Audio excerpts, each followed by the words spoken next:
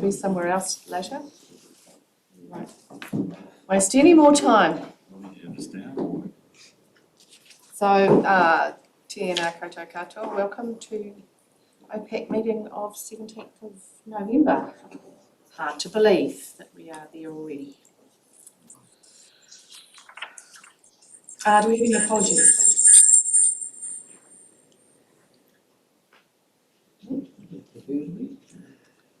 Declarations of interest, haven't had any, and as far as I'm aware there are no public forums, petitions and deputations.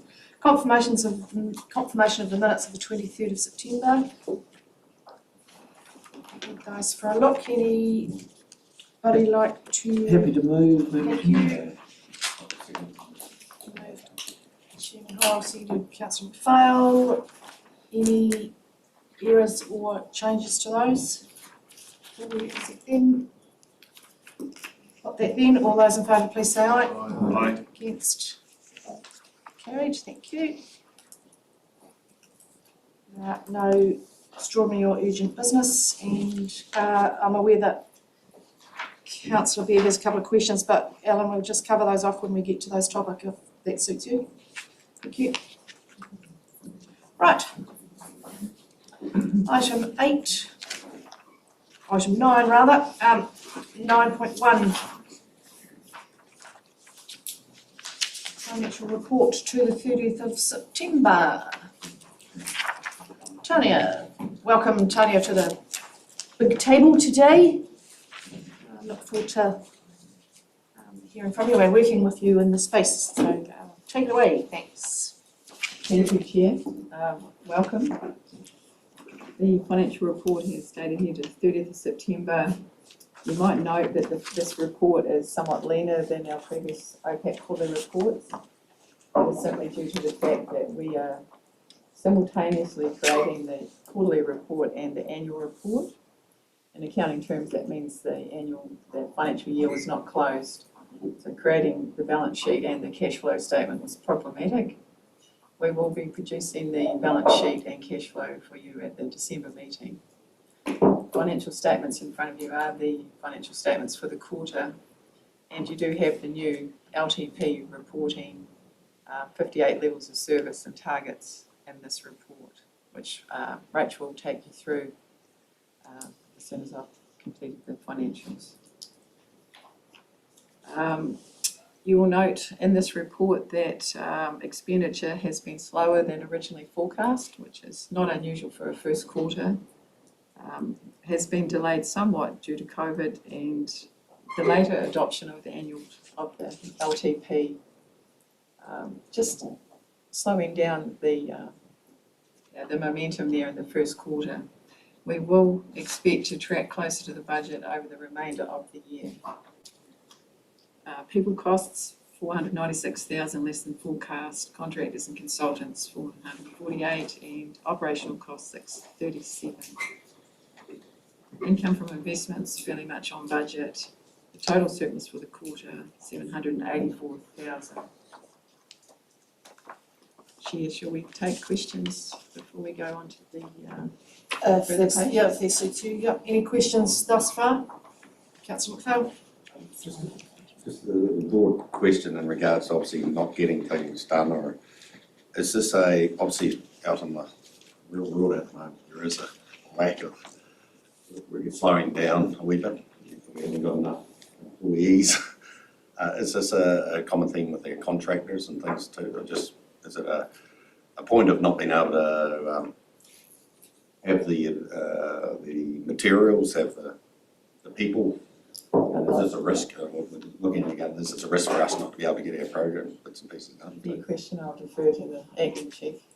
It's just a general question because it's happening, we know in the real, it's happening as it's happening for us. So, Madam Chair, when Rachel goes through the LTP report, this will be a theme. This is a report for the first quarter of this financial year, which means that a lot of the staff that were recruited and going through the recruitment process following the reorganisation, we're in the process of being recruited. So that in the second quarter has ramped up. So it's not so much a tight labour market as more reflecting the state that we were in at this point in the financial year in terms of recruitment. I suppose it's just also the contractors we're using and all those things that sort of flow on, and it'd be good to know how we're expecting, oh, well, we've got this money, we're giving it, we've got contracts done, then they actually haven't got the ability to do it and things like that. So it's just a good, interesting topic at the moment. It is. In I mean, our I have to economy. say, we haven't found in the recruitment process so far that it's been difficult. In fact, we've got really good people that have joined us. So, but this is very much reflecting where we were in the quarter, and not to forget that we started the quarter 1 month late as well. So it's a quarter of 2 months. Chairman Horrell? Yes, Madam Chair, I'm assuming that the 496 is probably a saving, but I know with things like contractors and other things, we divide a year up into 12 monthly portions, and that stuff will catch up. But I'm assuming that you're right, that because of the lag, that probably is a saving in this calendar year. Certainly, the greatest part of that will be a saving. We'll see perhaps a little bit of a catch up in the next quarter, but yes, we could expect to see 350,000 of that as a permanent saving, perhaps. The December quarter, being the 6 months, will definitely give us a much better idea of where we're tracking with permanent versus timing differences. Thanks for that. Tanya, you've got a very low register in your voice, so just might start to speak up. I realise you've got a long meeting, but hard to hear back here. You might be interested to know they said that when I was head girl as well.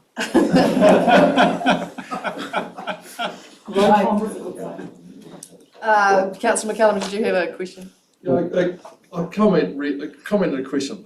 Comment is that I'm understanding from what has been discussed that there is no concern between budget and work timing at this stage. But I think it is a concern going forward, matching the work done and the budget within the timeframe. So I take it that that's okay at the moment, but we're watching it. That's what I'm hearing. My question really is, we've got on the level of service group a yellow on climate change and community resilience.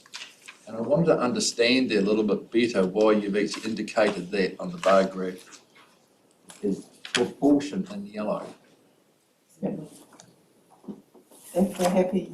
Yeah, well, are there any more questions about the first part of the financial report before we move into that topic, Councillor McCallum?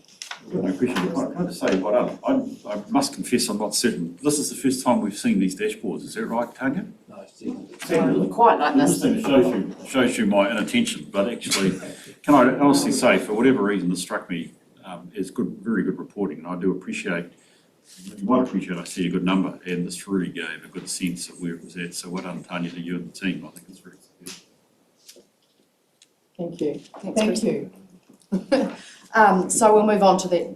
Yes. Tony, thanks.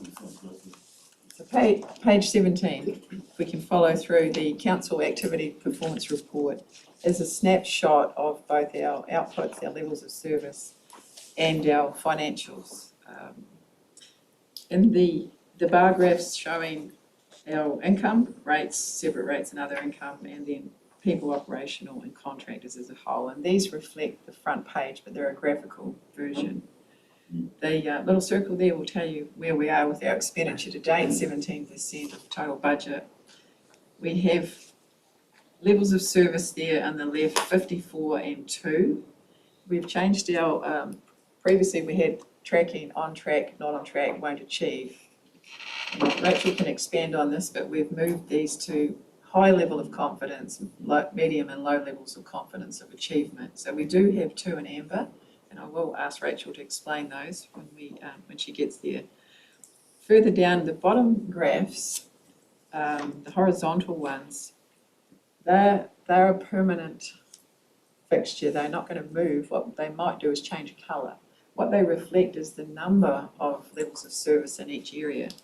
You might see that regional leadership and biodiversity have significantly larger graph than water and land. It just is actually pointing out we have more targets in each of those areas.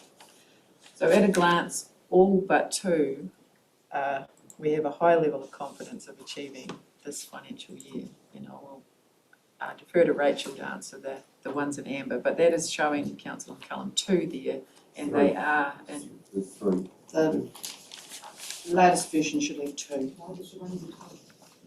Well, there's review flood protection scheme, flood protection, and then further up in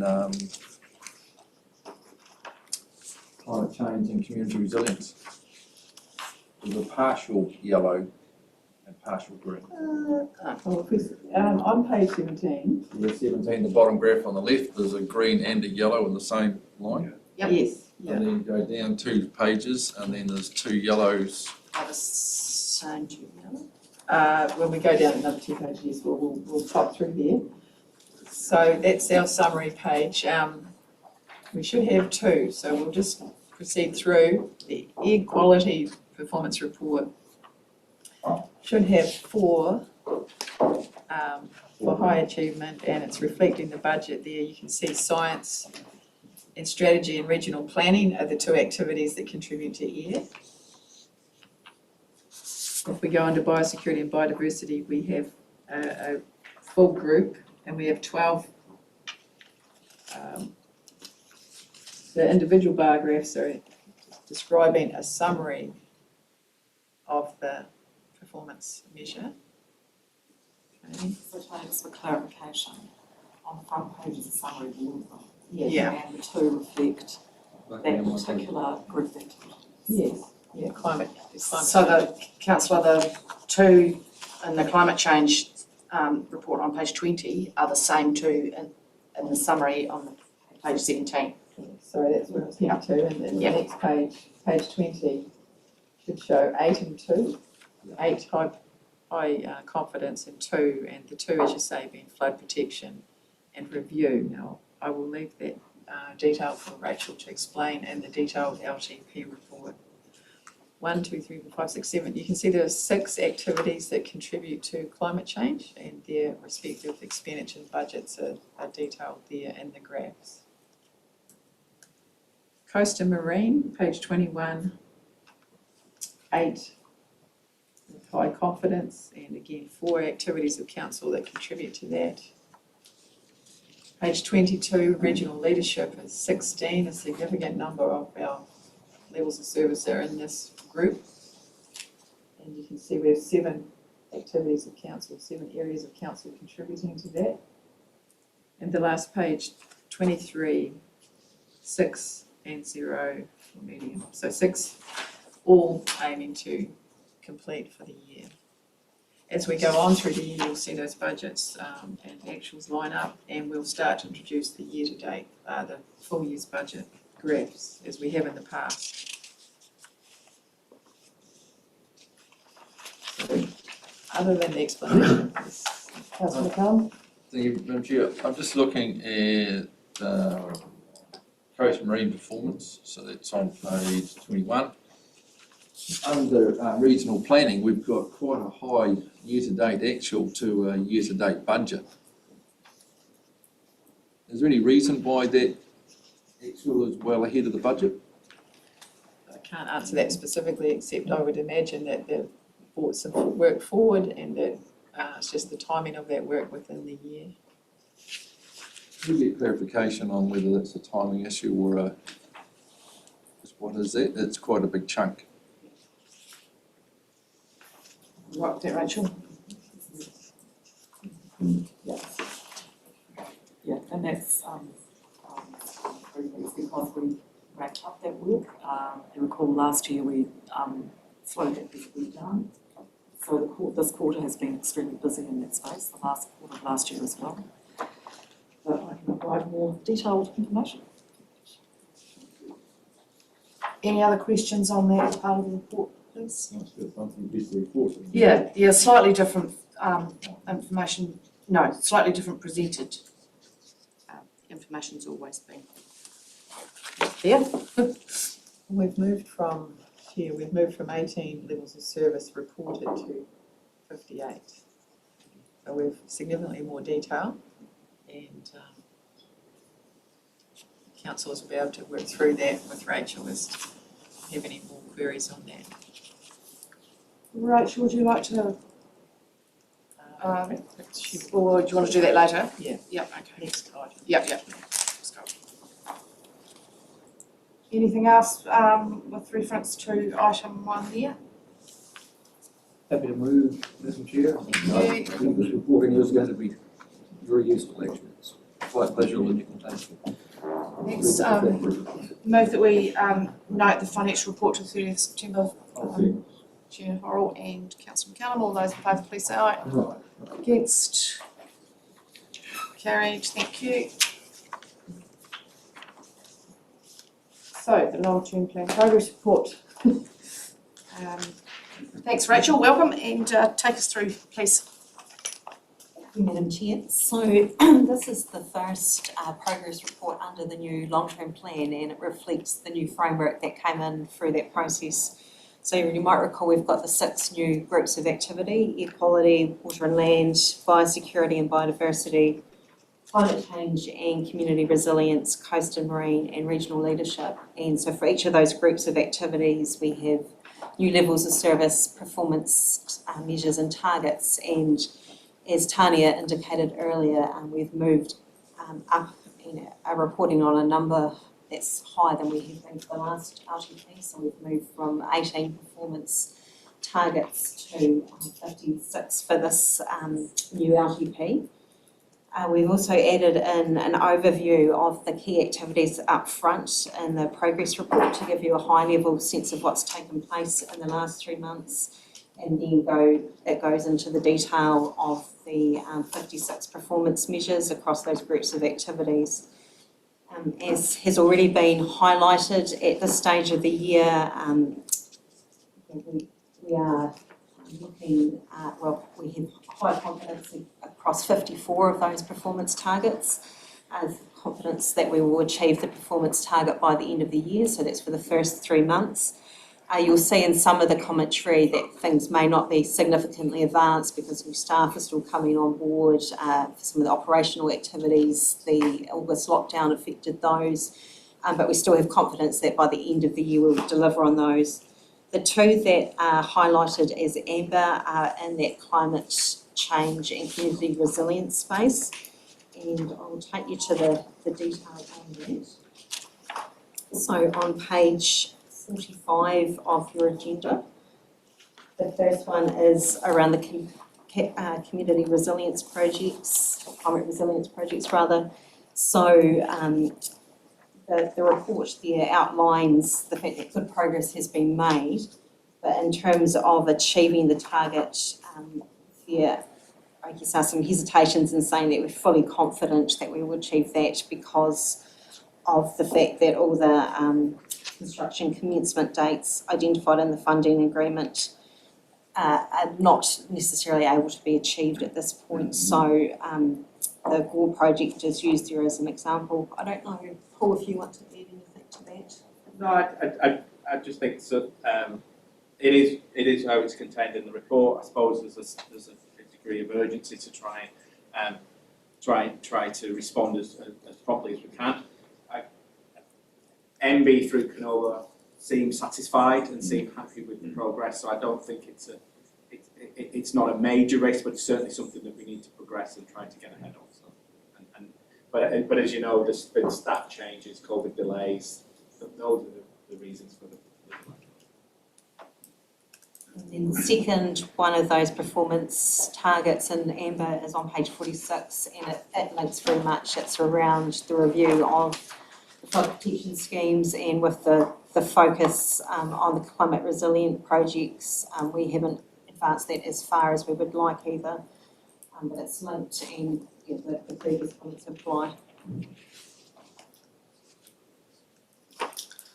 Councillor McCallum and then Mr Robertson. Thank you, Madam Chair. I presume that regardless of whether we're ready to go or not, a lot of this work is going to be weather dependent. So even if we're ready to go and all the paperwork's done, all the systems are in place, all the materials ready to go, a window to actually physically do the work may need to alter.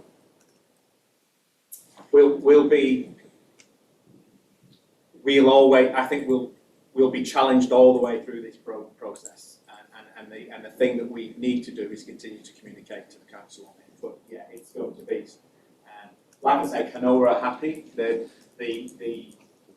relaxed what they consider as commencement, so that's beneficial to us. But we will have to keep you briefed on how we progress. It will be a challenge. Through you, Madam Chair, this is the first report under the new RTP, as I said, so if there's any feedback from councillors, things that you would like tweaked or changed, please let us know and we can make those for the next workshop. Mr Robertson. Thanks, Rachel, I was interested actually in your earlier comment. I mean, I am very interested actually in the two that we obviously that are perhaps challenged, if I can put it that way, or perhaps have other impacts. The COVID impact interests me in terms of who knows what it's going to be like in the course of the coming year. And so I was perhaps trying to think through, has the management team thought about, wrong word, how have we tried to take into account the risks around COVID with our planning for delivery, given this is what it's all about? Can I ask that question? Is that a good question? Oh, I know it's a good question, but can I ask that question, please? I mean, there's a real reality. I love the sense of the new way, the formatting, the new sense of delivery. We've got levels of service to do, but COVID is somewhat of a dark cloud all over us, and I'm just to know what are our contingency plans if this hits us? Amy, would you like to contribute? TV fit today. Thank you, kia ora koutou, everybody. So in terms of business continuity, we are working with the leadership forum at the moment to discuss this issue specifically, recognising that, you know, we're also operating in a yet to be completely finalised operationally COVID protection framework, new legislative mandated framework, COVID passport, etc., way of the world. So it's a live discussion that we're having at the moment, you know, operating with a number of uncertain variables as well. We continue from COVID point of view to hold our approach of following government mandate and working with the local government response unit who we're getting our direction from. They've been enormously helpful in terms of providing guidance to councils around how we should go about filling our duties. But in terms of specifically what does that mean to us, we are working through that, but it is a long discussion. Something, if I could just continue, Linda, which I'd really encourage that we map the impact of COVID closely with our activity. And I don't know whether this is the case with the flood banks and what have you, but elsewhere with particularly government funding, there seems to be some capacity, and I can't speak for them, certainly some of the other projects I'm on, for a capacity to go back to the well, if you will, if COVID is impacting significantly on these projects. But I think it requires us to be quite sensitive, Rachel, to actually recording and recognising how COVID may or may not be impacting on our projects. But of course I would want to do that further afield, so all our levels of activity and actually how we still, you know, because again we want to achieve, we might have to just acknowledge COVID as COVID, but if we've managed our way through it, that's our best chance to achieve. Thank you, Linda, appreciate it. Paul, did you have a comment or question? I'm just following on from Amy. I think there is in my mind, the essential service nature of some of the work we do that actually need to ensure it continues. Lockdown's one thing, and a lot of the work can take place remotely, but the essential service is slightly different, and some of the COVID recovery stuff. So I think we're giving some decent thought to how we. And the other thing that I would add is COVID's not just a work interruption from the point of lockdown. It actually, from a health and safety point of view, changes how we go about work, which you know, may create its own issues in terms of cost of good compliance or you know, the time it takes to deliver. So yes, not just a lockdown. Thanks. Chairman Horrell? Yes, Madam Chairman, I'm just looking at some of these summaries, especially on the yellows. I think they give you a really good snapshot of the reasons, and I think that's really good. The COVID probably not going to affect this much on the flood banks, but the lack of containers, the lack of shipping is affecting a lot of the economy at the moment, and that's not going to stop. We also know that Delta is going to arrive there at some stage, but that could also affect the process. But I guess we have protocols in place with their contractors, and hopefully we're not going to be disrupted too much. But no, thank you for this new setup. If somebody's interested, they can look at something on the traffic light thing and say, oh, LiDAR, a few other issues that are, so it gives you a very quick snapshot of the reasons. So very happy with that. I'd have to agree, and it takes out some of that timing issue that sometimes we were seeing. Less desirable colours, but only due to timing rather than the ability to actually get it done. So, well done.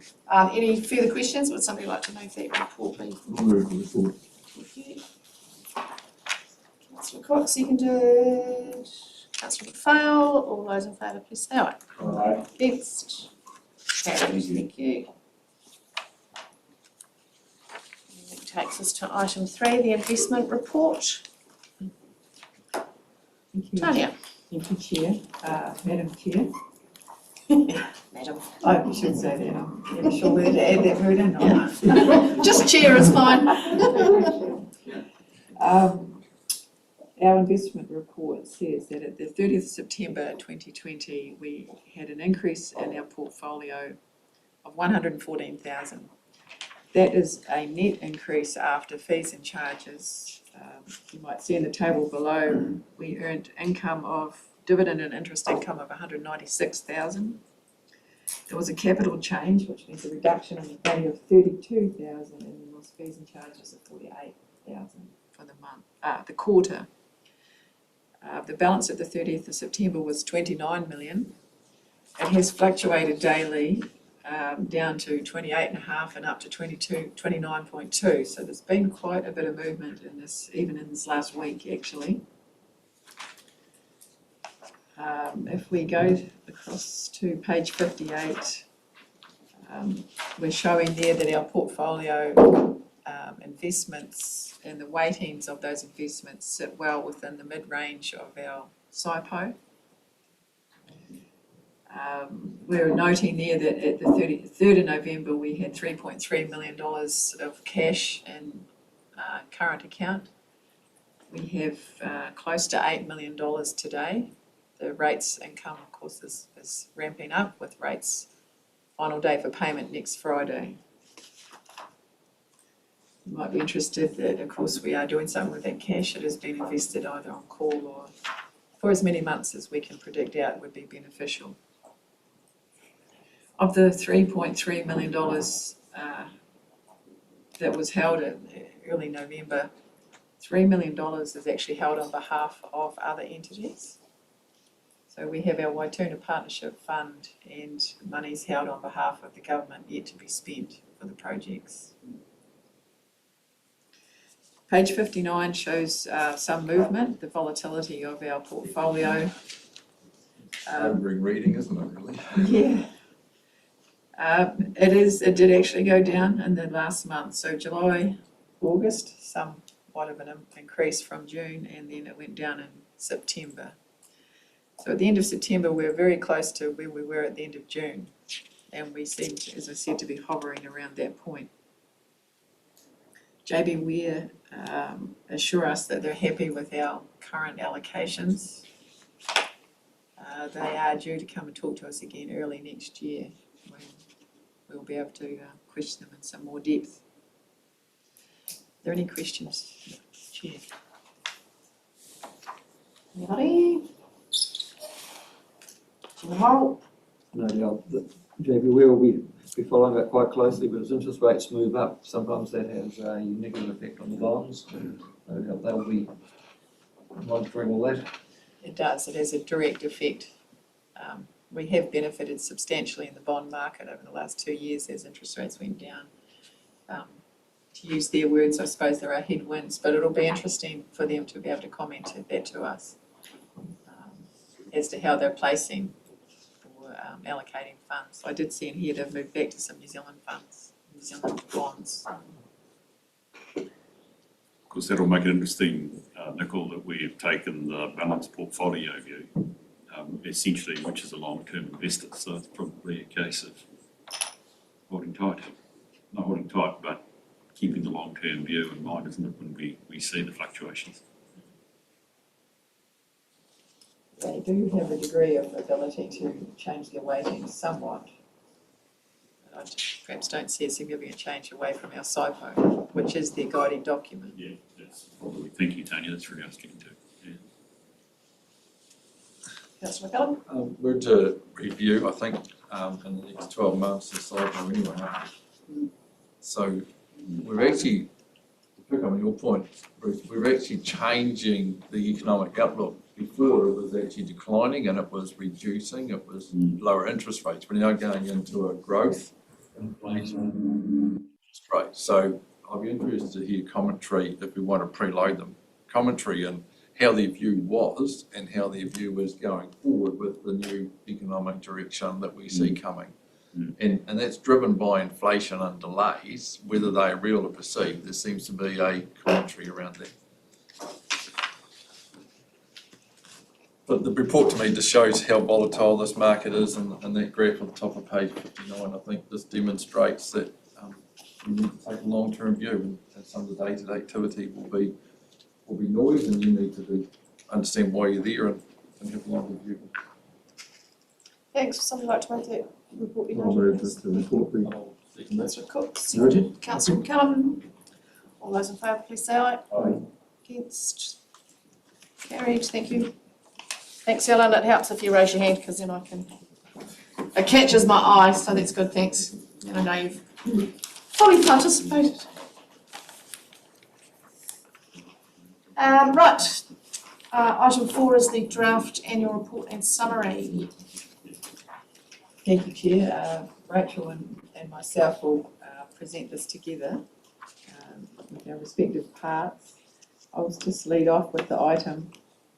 It does say in this item that you will receive any edits or updates as a result of the audit being completed, and I'm anticipating that you will have the updated version.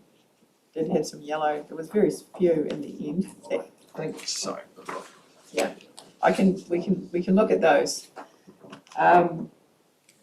So the recommendation is that we review this information with the view of this committee recommending it to the council meeting next week.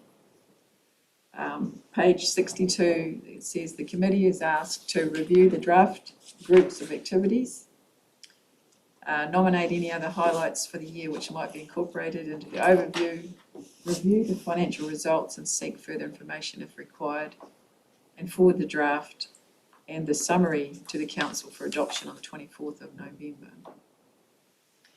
I will just highlight the financial results as stated here on page 62. The council is able to report a better than expected overall result with a surplus of 3.5 million compared to a planned deficit of 2.7 million. What's not written here, which I'd like to point out to council, is of that surplus of 3.5 million, 3.2 was unrealised income from the investment portfolio, and 1.2 was government funds received for climate resilience that was unable to be spent in any other project. As a result, our operating deficit was 1.2 million. So while we're reporting accounting surpluses, we must remember that our underlying deficit is still an underlying operating deficit.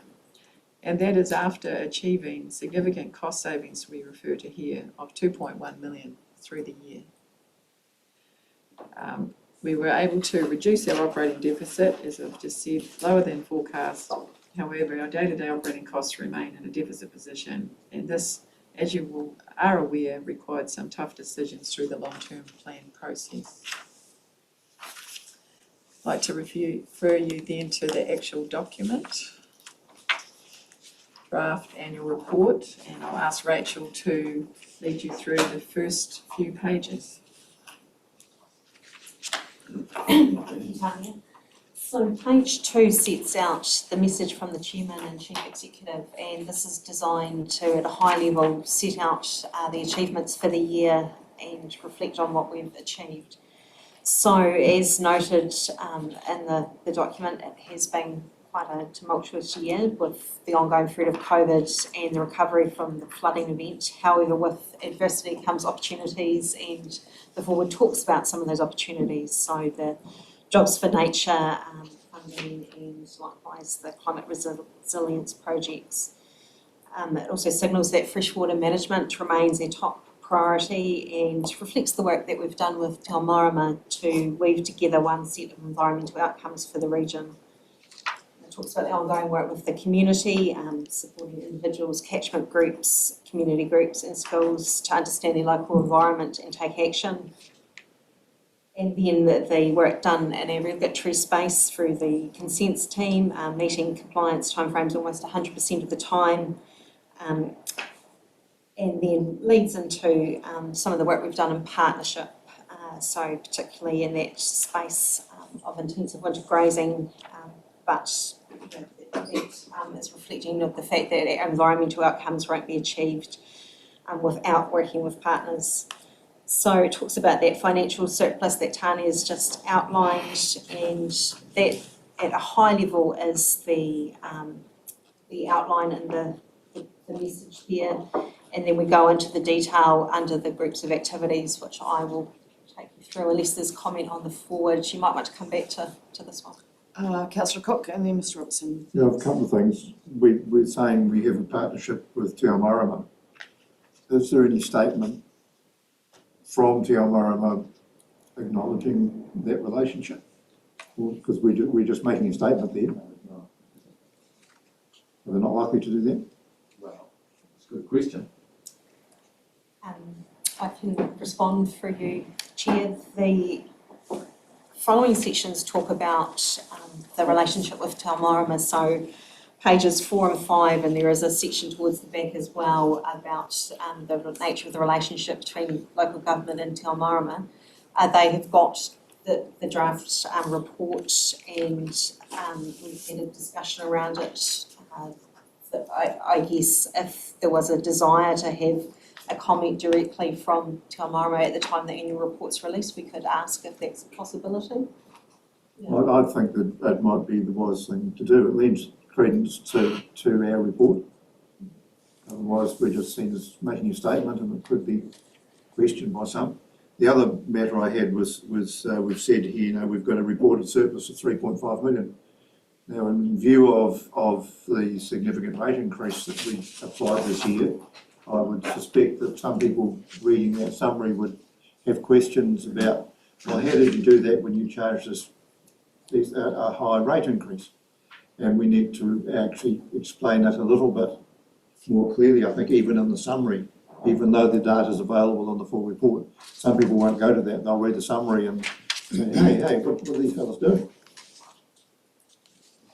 So I would suggest that there is some more explanation in the about the 3.5 million surplus, just to clarify it to the casual readers.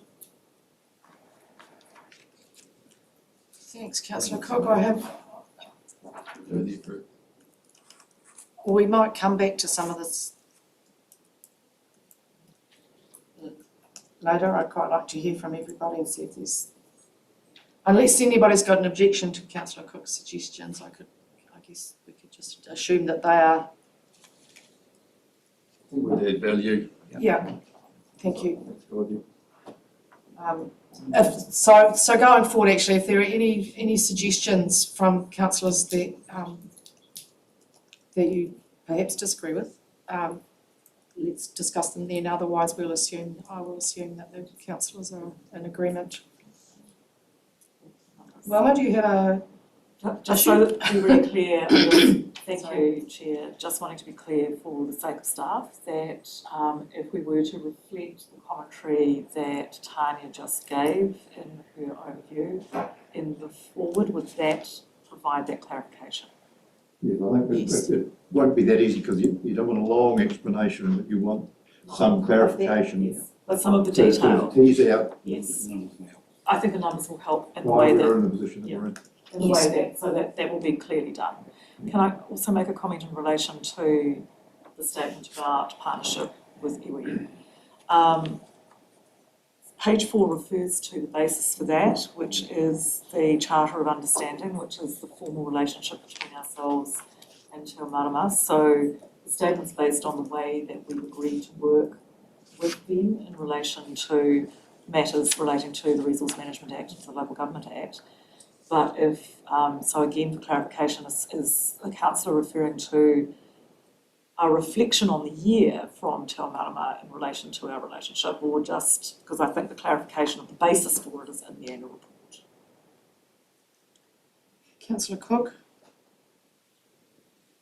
Well, it's up to Te Marama to decide whether they want to have an input. We think we have a good relationship and that we've worked constructively together during the year. Yes. So it's a reflection of the I just want to see that they are publicly satisfied or happy with that relationship. Right, yes, I understand. Okay, thank you. In te reo would be awesome. Councillor McPhail. Just in regards to, when we talk about 3.5 million surplus, like the next sentence is, sort of, I thought it explained it. I thought that's enough, we need to say that, hey, we've got 3.5 million, but we know that here's the surplus, and that's what it's government's funds tagged. Give a bit of an explanation why. So you don't feel that the numbers, Well, you've got to keep it simple. And then, I mean, I'm not saying Yeah, no. it's public, but it is, that clearly say, hey, it's surplus, but there's actually money, it's not really a real surplus. From my point of view, it is. I'm Yeah. just trying not to make too much more work. I would explain, but I think we We could want perhaps money, put the 3.5 and the 3.2. So I think some of the numbers are there, but perhaps what's missing is the explanation of the deficit. And so if the number explains that there is still an operating deficit. Yep. That's the bit that's missing. There's 1.2 operating deficit is not. I think that's all, we can do that briefly. Chairman Horrell and Bruce. Yeah, just on that, when I first read it, I Sorry. thought it was covered, but subsequently I've seen the STC one went out and that was the headline was surplus. And so I think we do need to just make that a bit clearer because that will be the headline and Neville's right, people say, we've got this big surplus and they've put up the rates by 20%, so I think we need to, it's just short, sharp, bit clarification. Make it clear, 1.2 million operating deficit. Thank you. Bruce? Well, I just wondered, given we're dealing with your report, Nicole, I like lots about this report, and I like the way we have got the challenges under the individual areas, Rachel. I do think a good report, though, from a chairman and a chief executive also reflects about what might be some of the challenges around the corner. And I just wonder whether there was room in this forward for a paragraph about what will be some of the one or two big key challenges that we as a council face in the coming year. I mean, we know the challenges further down. It strikes me that in this, I don't know what that is, but I do have a question in my notes here. What about RMA reform? There's some big things on the horizon, and it would be useful, I would have thought, for us to say we're well placed to meet these challenges. It would be a great positive message if we feel comfortable. We can say that. But what I'm trying to reflect here is that I think the good work we have down in the body of the report around challenges should have some form of summary statement of topics. Thanks, Bruce. Can we keep moving through? Well, there's a couple of things in here. I think in the cruise ship, we should actually put in the loss of income, because it just says loss of income. It doesn't actually say we lost 2.8. I think the word up the top there in that second line, resiliency, I would have thought resilience would have been enough. And I agree with you, Bruce. I think there needs to be something about covert challenges. It's bigger than RMA reform. It's local government, through waters, all that centralisation activity. Yeah. We have a level of confidence, but there are things coming at us that we will need to adapt to in that. I think we need to be realistic. We're looking back, but at the time of this report there was a number of challenges coming to us, and they were not just small challenges.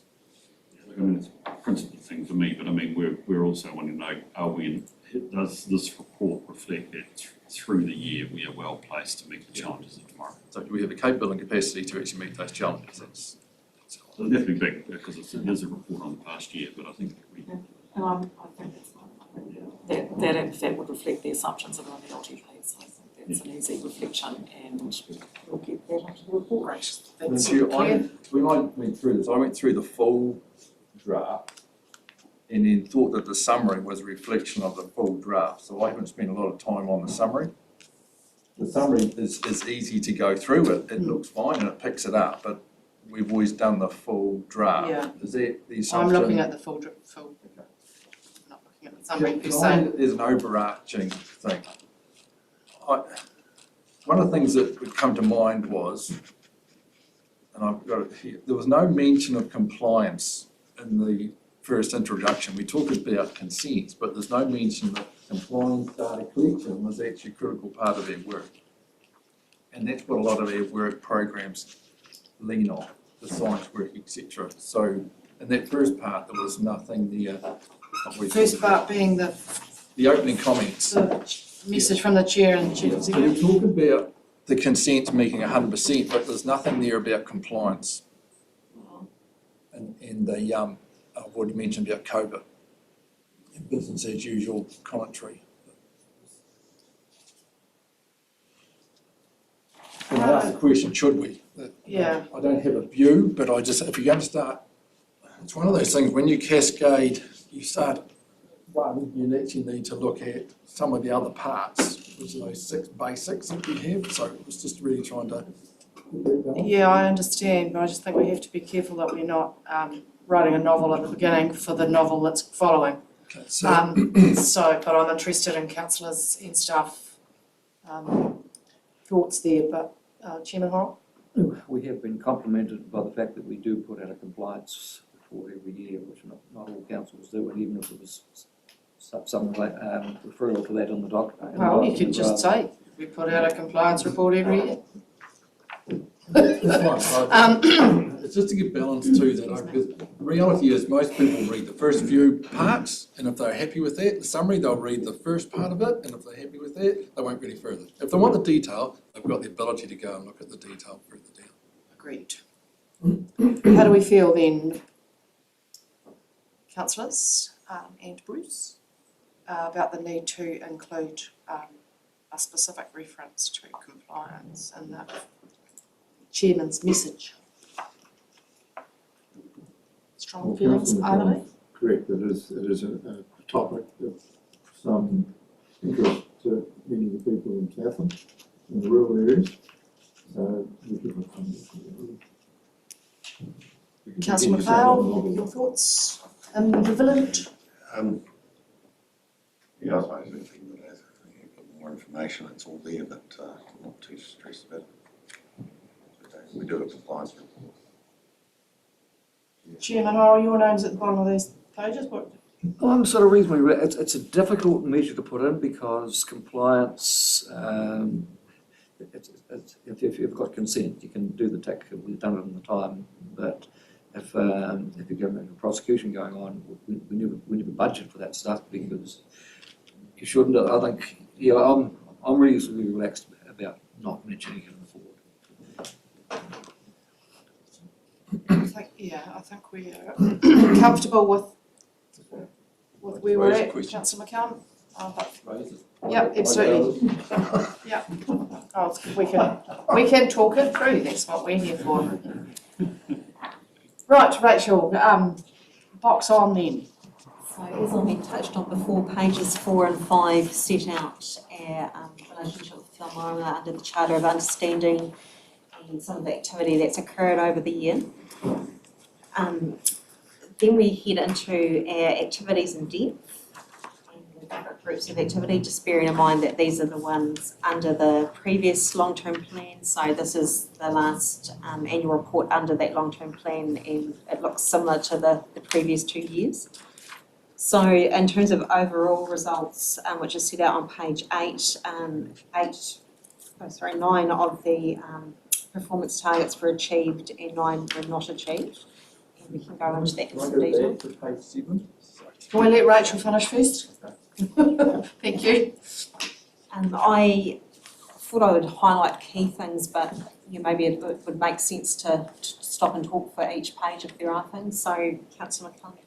We've got Bruce first actually, so. On page 6, sorry. Yeah, so that's got it worked out in a sequential kind of fashion. Thank you, Bruce.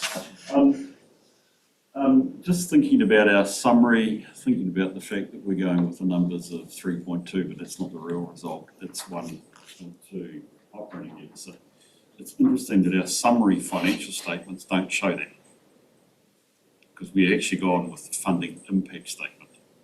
So there's actually a slight, given we're talking about this being the year in review, we're actually leading off with a financial set of, the accountants among us will debate about a funding impact statement, but a statement of dollars that doesn't support the number above. And we either have to rename what this is about the year in review, or we would start with our P&L, because the P&L shows the $3.2 million surplus. So if it's to be our summary, we need to work. I think it's just trying to integrate what are the messages we're trying to give. But if I was to go from Nicole's summary of $3.2 million surplus, the first financial numbers, which claims to be the 2021 year in review, I won't find $3.2 million for the obvious reasons on the basis of this particular financial statement is prepared. So just look, it's a messaging thing. It is perhaps a significant thing I'm saying, but I want to reflect. We either have to change the title and say more what this is for, which is probably more relevant to the activities that you go on to then talk about, Rachel. But it's not a summary of it's not a summary that aligns easily with what we've just said in page 2 or 3 in terms of our financial results. Tanya, thank you. An astute observation from another accountant. Funding impact statements are not easily understood by most people, and I think it's here as a matter of customary practice. I'm not sure exactly that we can move it, but if we can, we could. The other thing is, in this place, we might be better to put in a more easily understood funding impact statement for the layperson. And as you say, Mr. Robertson, move this to the back, potentially. So we could investigate that. Yeah, I'm just, it doesn't necessarily go to the back, because I think in some sense it's a accumulation of all that follows in the good work that we've got here on the individual activities. So it could be shown as a consolidated activities or whatever, but I'm just thinking about the fact that it's the first bit of financial information we see in detail, and somebody might say, gee, where's this $3.2 million? This actually balances this one, which is also a reflection of what actually a funding impact statement is. Well, it's 3.2 further down on page 6, down the very bottom, but I think the bit that I would be trying to look for is a 1.2. Yeah, exactly. That's my point. You won't see it on this. Basically, you won't see it in this document. No, but I think you'll I think valid. it was 3.2 instead of 1.2. Surplus deficit. We'll get a $1.2 million operating loss, which is what we're going to comment on in the summary.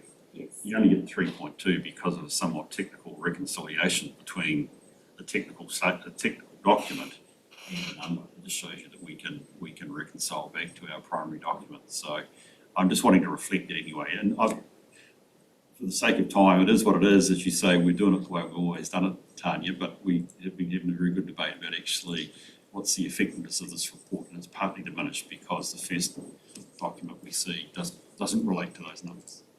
Can I ask a non-accountant question? Is it possible to reflect, since we do report on this on operating funding and operating expenditure though, can we not reflect that in the statement somewhere? In the statement here. Yeah. Is it not possible to reflect it in this kind of statement? I think the key is that you can have commentary that explains it, but you actually need the numbers and the charts to actually balance with the commentary. I think think that's what it is, and we've made some directive up front. We want that to flow through. Now, we could have that, but we may need to add another chart or another numbers, but I think the commentary we need to balance that somehow. Chairman Hall, did you? Yeah, just thinking about it, when we do a press release, I wonder if that's the best place to do it. There's only a few geeks that actually read the whole document, but if we don't do it there, You never long, that's fine. Please note that came from the chair, not the chair of the open. No, I'm just thinking with communicating with the wider public who are not going to read all this, or even the media who are probably not going to read all this, an explanatory note, it could be on the document as well, but that would actually be a good place to have it, with saying, explaining the thing. Because otherwise, they said they were running a deficit and they didn't. It's just, it's a communication thing, I guess, from my point of view. Madam Chair. Can I let Tanya answer Well, that? I'll come back to you, Alan. No, you just got a number. Well, the financials are saying surplus is 3.274 million. So where is the 3.5 million? Is that an old number that's no longer relevant to your narrative at the top? I mean, both the statement of comprehensive says the surplus for the period is 3.274, and the top statement that Bruce is talking about also says 3.272 or something, isn't it? 3.27. They are aligning. It's just their narrative is not aligning with the numbers. Okay, so we're kind of going a wee bit around in a circle. So I'll get Tanya to Yes, give us a. Thank you, Chair. Thank you, Councillor Beard. You are exactly right. The 3.5 million was the narrative when we wrote this Chairman's report. And a very late change from the auditor was a write-off of $250,000 in the value of RSHL. And thank you for picking this up. We've neglected to change the commentary, so you have prevented an embarrassment. So the financials are correct and audited, and none of us, including all the auditors who read this, have picked up the fact that we neglected to update the commentary. So that's page 16 in yellow where that's. It's not been picked up on my version. Well, while my mic's off, there's a few other points that I've raised, but I don't want to talk through them all. But I have raised with Lyndall and obviously copied Wilma. But there's 6 or 7 points there that I feel we need to perhaps look at, but I don't know whether we've got time to look at it in this sort of forum now. But I can perhaps recopy everybody else on after we finish here to show you what I've been looking at. I mean, I'd spent quite a lot of time last night looking at them, and then emailed this morning the notes that I made. There are several, but just while we talk about that front page, the line where it talks about application of operating funding, or that block on the report that we're talking about, the very first report, have we made an error with the numbers 7628, 78? Why have we put them on a separate line when on all other occasions the line we seem to be using is internal charges and overheads recovered? So for the particular year in question, we've got 0 on that line, and we've introduced a new line, other operating funding applications. So what's the nature of that? Thank you again. We have had a continuous debate with the auditors as to how to describe these. We were asked to change it for the LTP from our previous format, and then we've debated with them again about where to categorise this.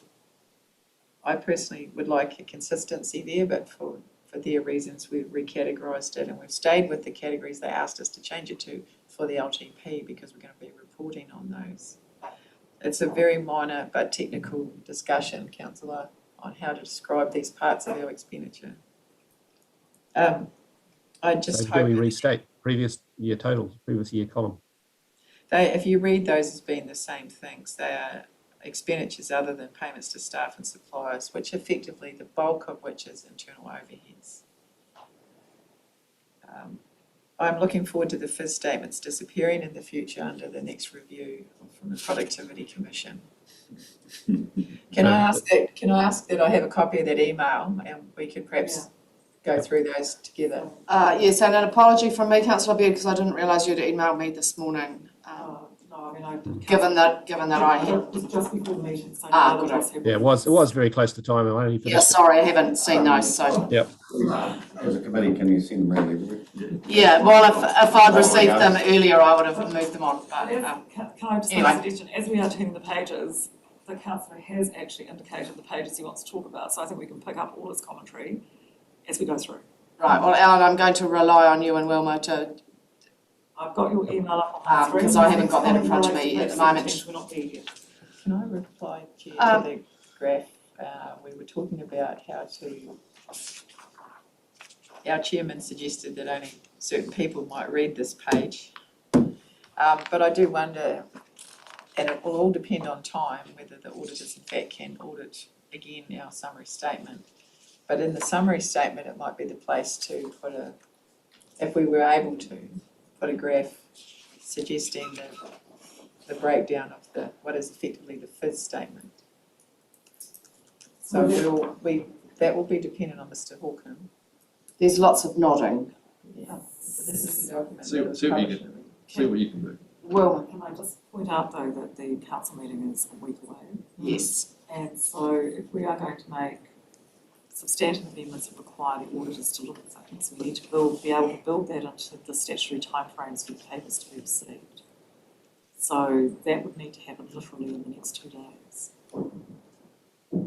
Is So that, so if you're going to make changes that require a level of the auditor's reconsideration,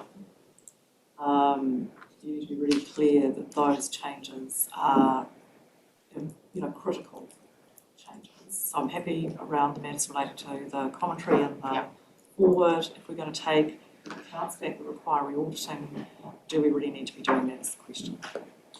And look, my answer, by the way, is no. I hear your point, and I don't think we should, we can get a clear, this is almost the point where we can get a clear opinion, let's just move on.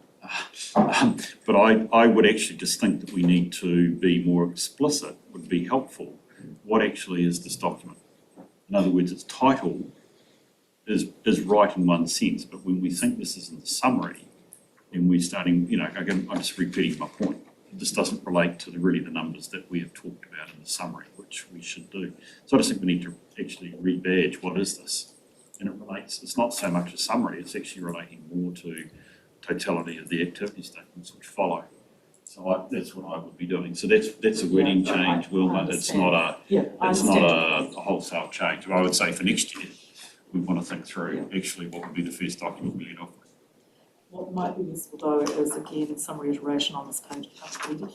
Yes, right. So maybe a paragraph that explains how to read it. yep, perfect. Right, are we clear where we're at and what's happening, everybody? Thank you. Great. So, we'll do a really quick page by page then if that's councillor's preference. So I think we're up to page 8. So we were on page 7. 7. And 8, weren't we? Yeah, I'm just looking at wording here, effects of activities, and I just wondered whether we were actually able to make that statement, the first one.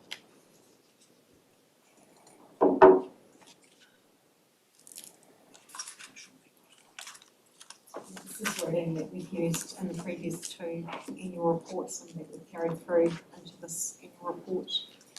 If you'd like to make changes, Councillor Beck can certainly do that. Well, I just read it and just wondered whether we can actually, can we actually say that we've not identified any significant negative effects? I'm not sure if we have, can we? Yes. Through you, Chair, the statement's not saying that there aren't significant negative effects, it's saying that we haven't identified any. And this is also a summary of how we reported during the year. This is a year in review, and that last statement, it's about, and it could be COVID or whatever else, I think it does sort of balance itself. This paragraph, Lloyd, goes back to the goes back to an attempt to address some of the statutory disclosures or comments in Schedule 10 of the Local Government Act, which is councils generally are obliged, generally, they are obliged to notify where any of their activity, so council activity, has a negative effect. So this is really saying we don't believe our activity has created a negative effect on the four wellbeings. Okay. Not saying there aren't environmental impacts out there or other wellbeing impacts which are negative, it's just we're not causing them. Okay. Yeah. I understand what you're saying. I read it slightly different. I suppose the last couple of words there are right. Yeah. Yes. Jumping to the next one then, performance measures. Should we actually put something in there that we have spent more time measuring, budgeting and timetabling on projects? And we continue to do that going forward? Is that an appropriate place for that or not? Say that again? Well, we've spent more time in the last 12 months trying to make sure that our budget line and our timetable line, so that activity timetabling is more aligned. So one of our performance measures basically is we're making sure that we have lined up not only the budget line but the timetabling within the year in question, which is effectively trying to avoid as much as possible any carryover effect into the following year. So my question really is a comment in there, we spend more time asking staff to match budgets and working timetabling to understand better outcomes. Is that appropriate to be in there or not? Possibly? No. I'm happy if you're not. I just went through it and I just raised the question.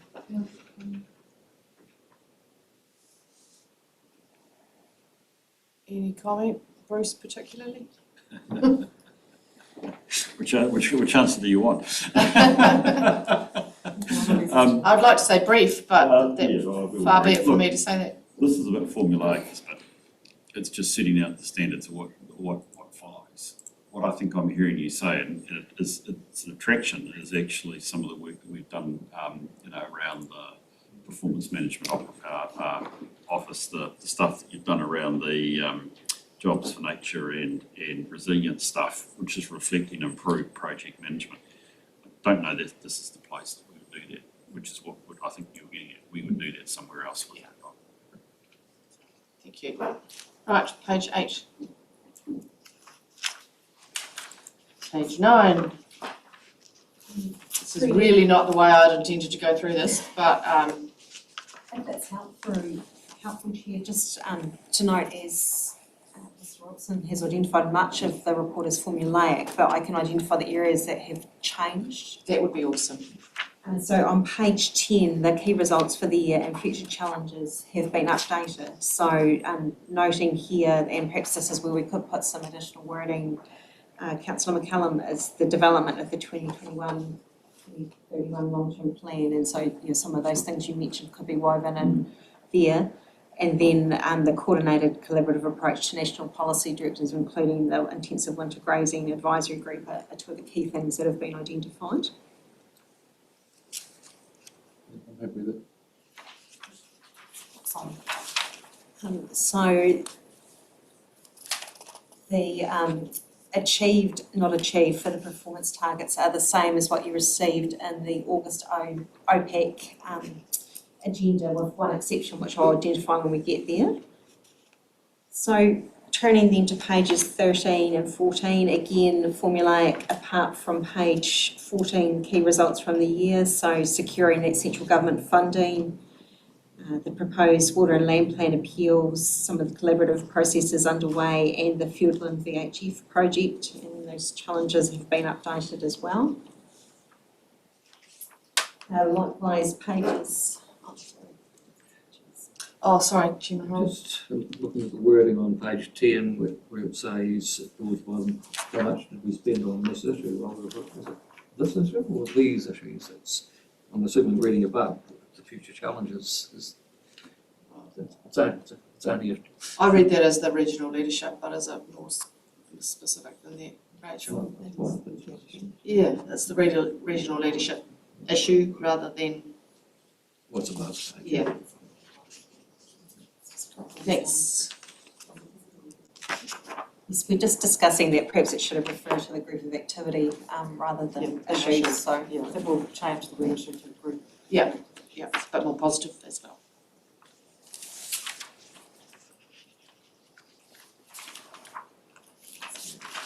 Move back on page. Yes, so I'm just going through now pages 15, 16, 17 and 18, which is, Bruce is waving at you. Sorry, Rachel, we're just going to Alan's got a page 17. Alan's got a page 17 as well. Yeah, so I think I've now copied everybody with what I emailed Lyndall and Wilma. But I looked at page 17 under the measures and targets for providing land management advice. And I know we've sort of modified our activity a little bit there. We're no longer quite pushing with farm plans, but what are we saying? Target 100,000 hectares per year as per agreed farm plans. So I think that we initially want to do 100,000 hectares of farm plans, but we don't sort of do that now.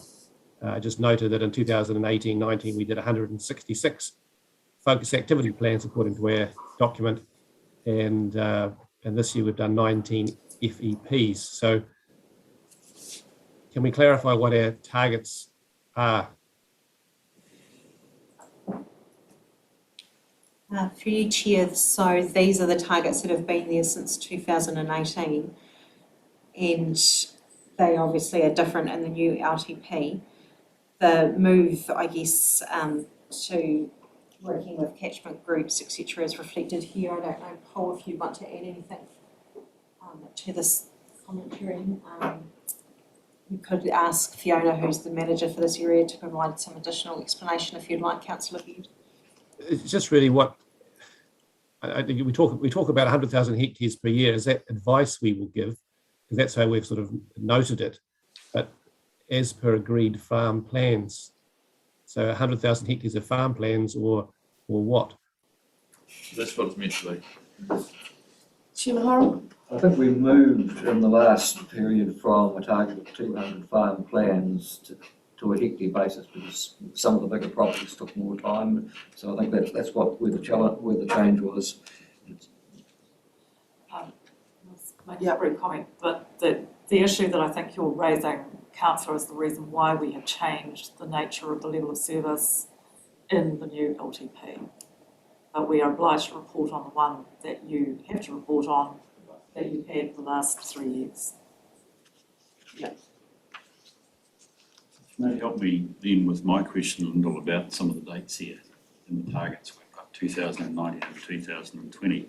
I just want some confirmation that we are reporting against the right stated targets. So if I looked at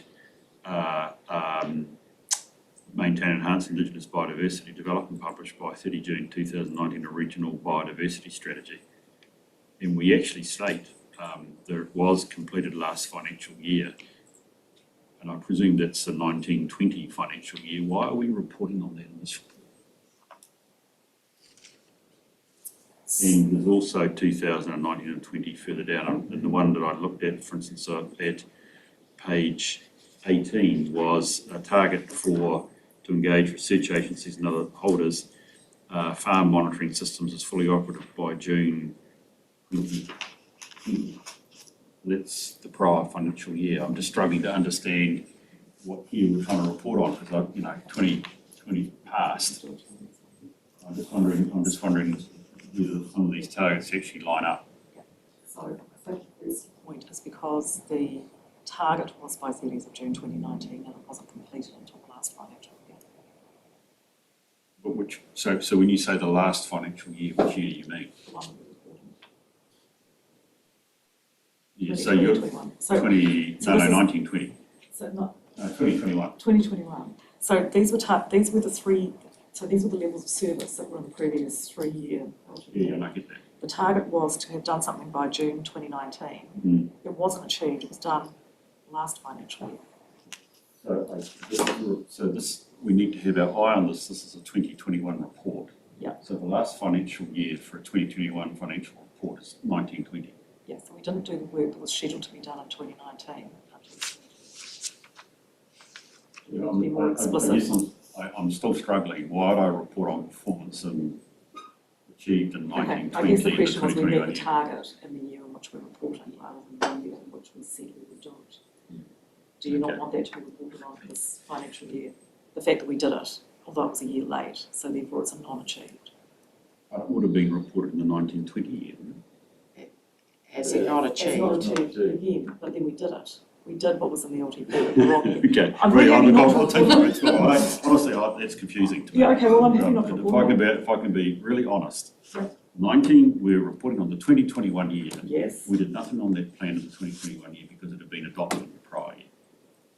Right, because the last financial year, if I'm looking at 2021, which is what this report is, and we say it was completed in the last financial year, the last financial year is 1920. No, I understand it's the word last, and I get And what you're so saying. all I'm trying to say is, Okay. why would I be reporting performance I think we in a would 2021 report? Yeah, I hear you. I think we can take that out. And I think it's a two-parter and we'll report on the second part. So it's just those dates here sort of, I Yep. mean, I hear your point, it's the original no, I LTP, but understand. it's We'll just, take it away. it's confusing. Yep, we will take that first one away. Okay. Moving on. So, turning to page 20, we move into the third group of activities. And again, you have the standard wording through to page, or the bottom of page 20, which is the key results from the year. So it discusses the people, water and land program, and then the Waitona work. Here it is in this area where we have a change. Sorry, it's not this in community resilience. So these, these are the same as what you saw in the August reporting.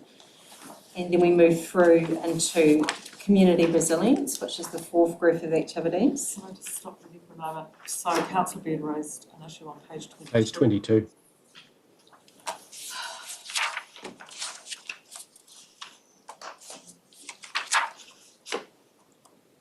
So I look at the narrative, measure compliance with National Objective Framework, Human Health and Ecosystem. There's quite a lot of information there in the column.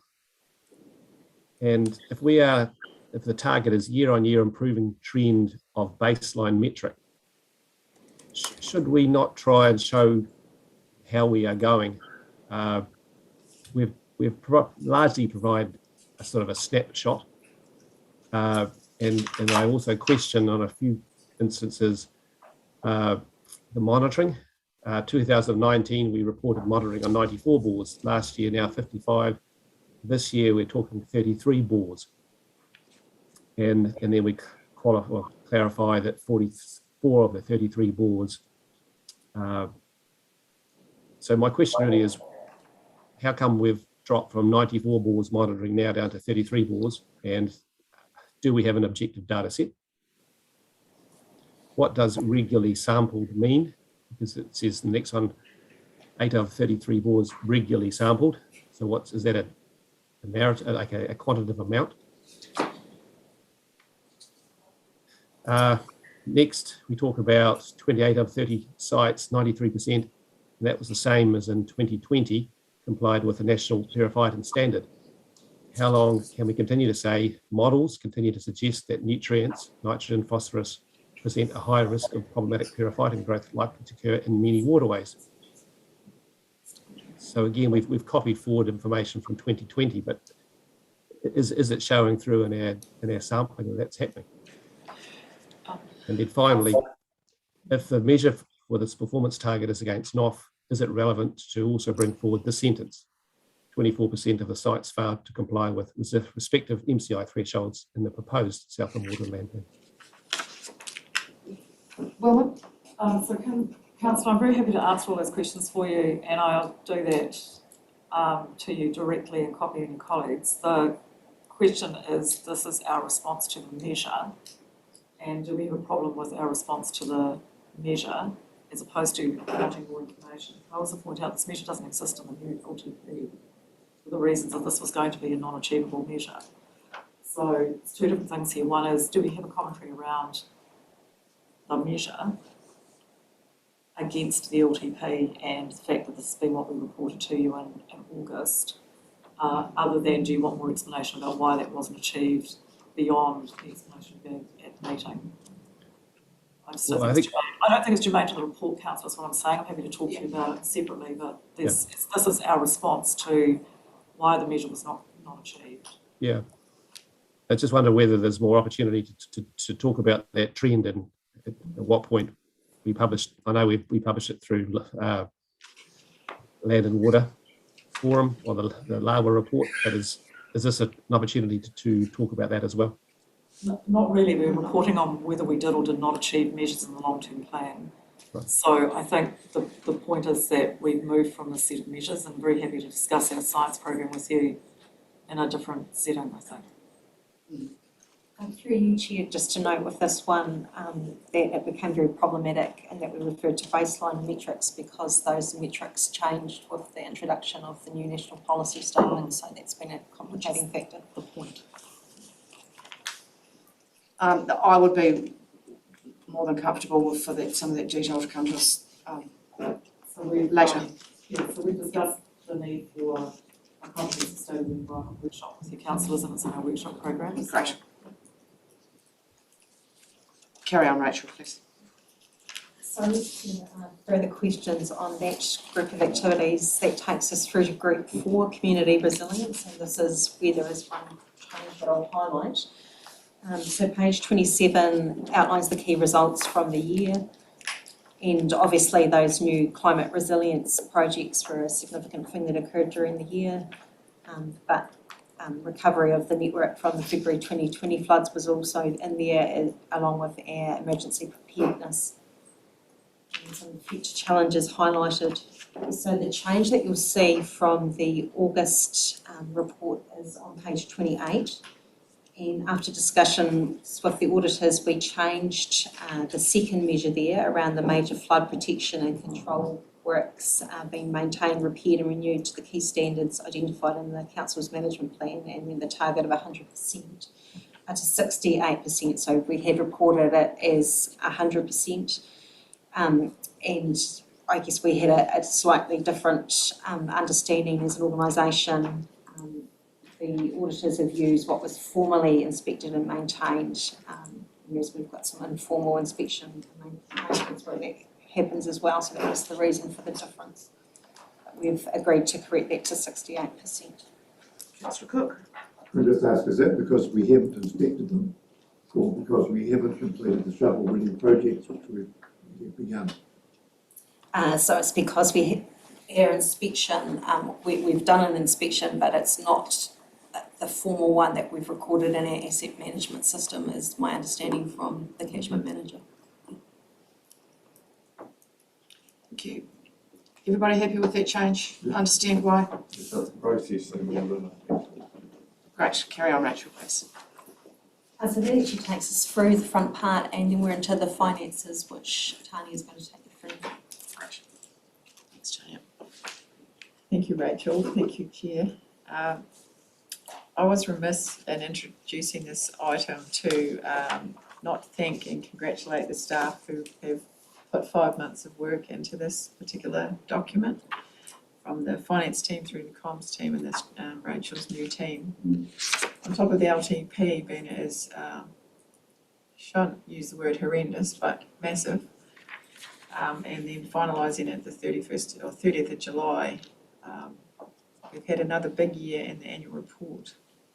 So thank you to 2 of the staff that's sitting down the back, and to Liana and Tanya and Rachel's team for what they've done. And this particular thanks to Tracy, this was her project, whereas Jodie finished the LTP. Together they have banged this out in the last few weeks to the document that you see in front of you.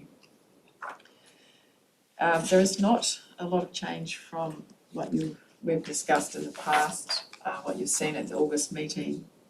The August meeting, I think I was actually absent, but there was a very draft in the back of the OPAC report. This is a little different. There has been some changes. As I said, I've just reflected on $250,000. We've been asked to write down the value of RSHL starting this year. RSHL will, the value of RSHL is based on the value of the product known as Iris. Iris Next Gen is coming, and Iris current version will, over time, lose value as the next product comes in. So this is a paper transaction to record that value. That was part of the $250,000 difference.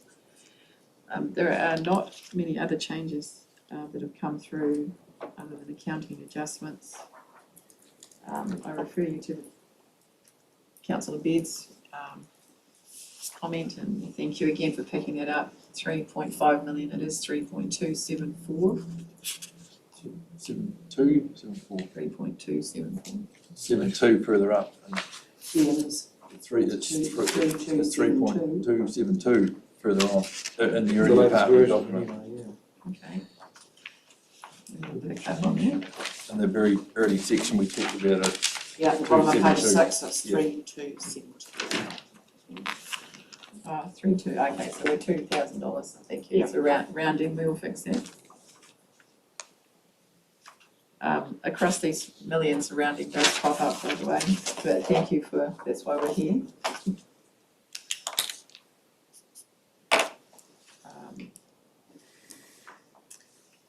Statement of financial position.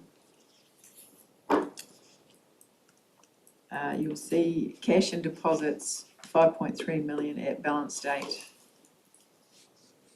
Again, I think we've discussed, and it might be reflected in note 22, that we are holding significant funds for others on behalf of.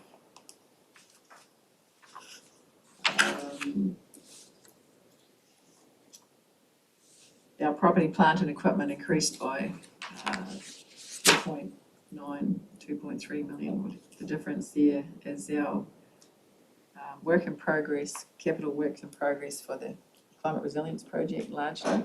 Wasn't a lot of other assets purchased during the year. And we can see under current liabilities, we have income received in advance of 2.4 million. Which is an accounting explanation of being part of that cash held. We had $1.7 million, 1.5, sorry, in the financial accounts for funds held on behalf of the Waituna project. Before we turn any further pages, are there any questions? Were there any questions on the email? Can I just ask a question really again on the investment and related party under note 11? So on the balance sheet, page 32. Yes. So we've noted the impairment of the 258,000, which I guess is a large part of why in 2020 it was 798 and now drops to 540. Do we acknowledge what our investment in RSHL is in the note 11? I don't think we do. We just reflect on the impairment that we're being asked to write down. So of the 540, are we going to be writing another 250 next year? Or is that the other investment in Great South? Or is it a combination still? It's not clear in the note 11 as to is there more to write with the impairment that we've done this year. And so in two parts, Council, that you're correct, the 798 reflects the value of RSHL. I'm not sure that we have any financial value attached to the Great South investment, to be fair. It is such a minute amount there. Theoretically, it may not have happened here. Yeah. dollar share thing, that's a meeting coming up. At this stage, I'm not sure we have a dollar value, but No. it's still coming in progress. So- And stakeholders part of it. Yeah, the chair has answered that we don't, and I believe that's getting some nodding. So 798 from memory is RSHL alone. Your comment as to what is the future of that, well, perhaps we can So revisit. can we just clarify that in the note 11? Yes, That there isn't, that's the, and is it prudent to acknowledge that there may be further write-downs? it is, councillor, that will be written down over till 2024, so perhaps we could add that to the note.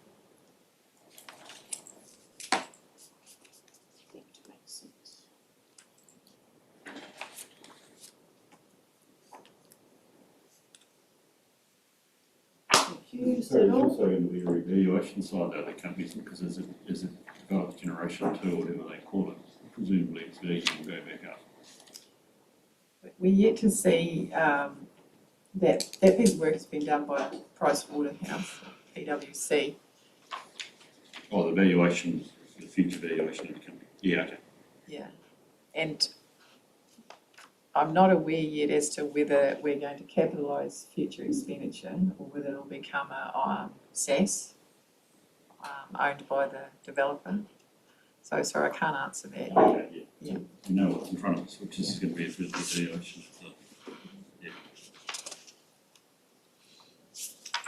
Okay, Tanya, did you want to mention the changes in 42? Yes, so we'll, if there's no further questions, we'll jump through to what effectively are the changes that have come through late.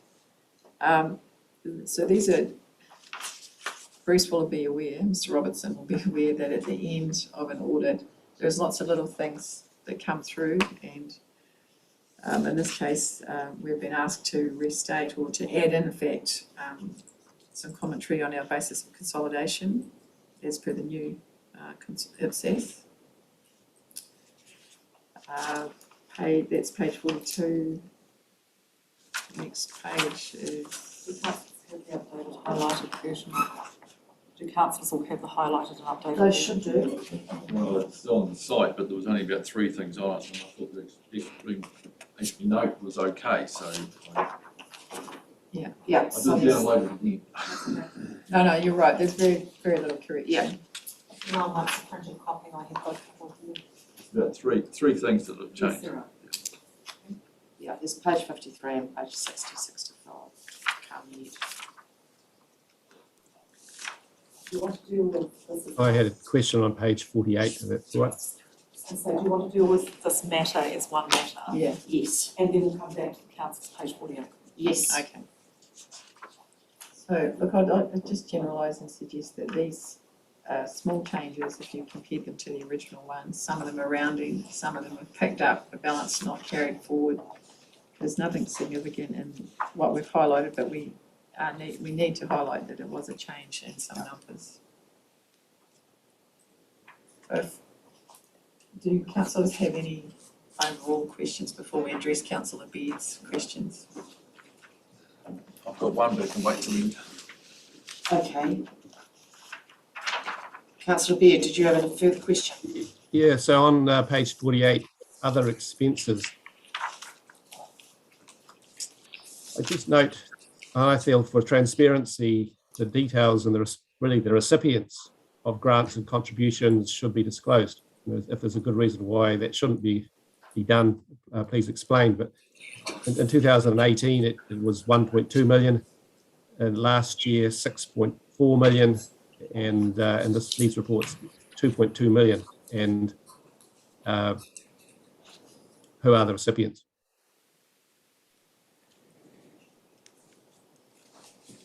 Okay, thank you. So on my document's page 47. Yeah, I was going to say. And under, so note G, other expenses, grants and contributions. Yes, so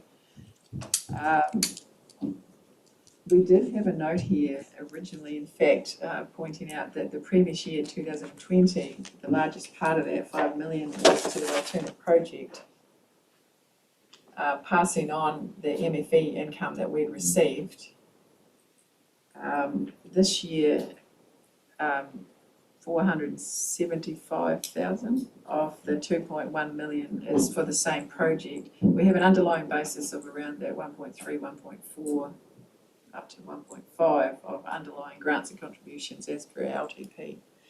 But we don't have that note referring to Waituna, so we could perhaps add that back.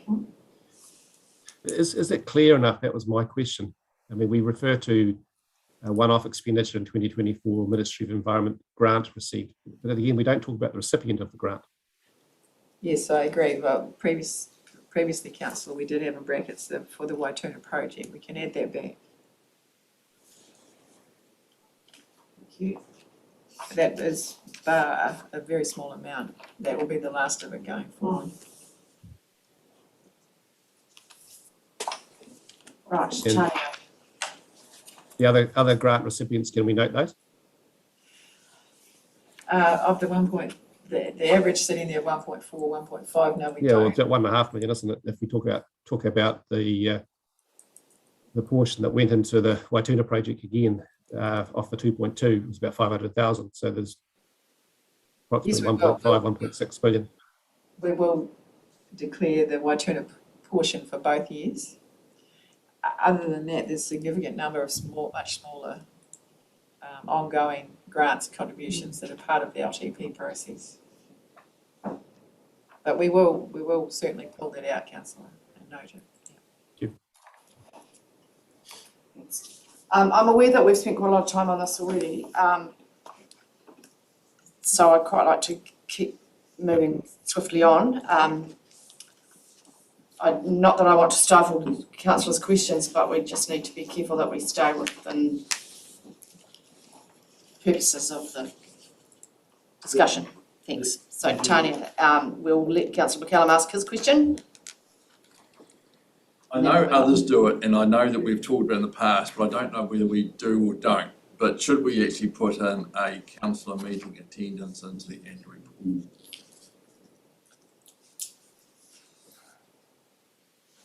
Thoughts, people? The reason I say that is that if I'm sitting in the community, I don't know whether my councillor or councillors actually attend and take part in the activities of council on a regular basis as I think they should or shouldn't do.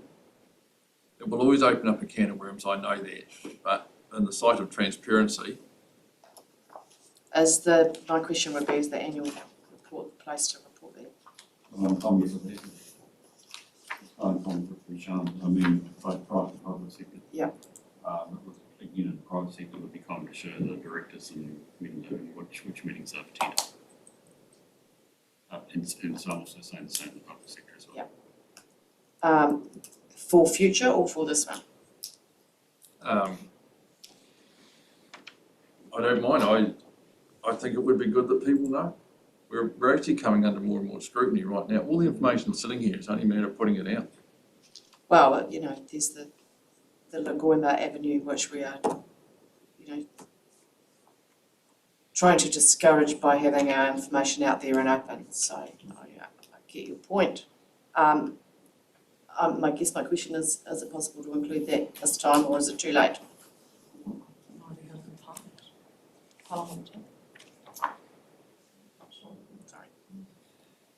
Councillor McPhail's got a question while you... We have discussed this in the past, and some of us were very adamant that it should be there, and it was always shut down, probably from people that may not be always here. So I'm very, some of us, I think it's hugely important to put it there. Yes, I don't think we're disagreeing with that. I think we're just disagreeing with whether we are deciding whether we can include it this time or next. So can I say, councillors, can we make a decision that if you're amenable to doing it, if we can do this in the pilot and the time frame to get the papers to you for decision, do you agree? Will be the question. So we will try, but we need a principled decision as to whether we should try. Yes, I think Councillor Cook, Councillor Beard, are you nodding there? Well, at what level of detail are you wanting to go, Councillor? Are we working just for council meetings or subcommittee meetings as well? Well, yes.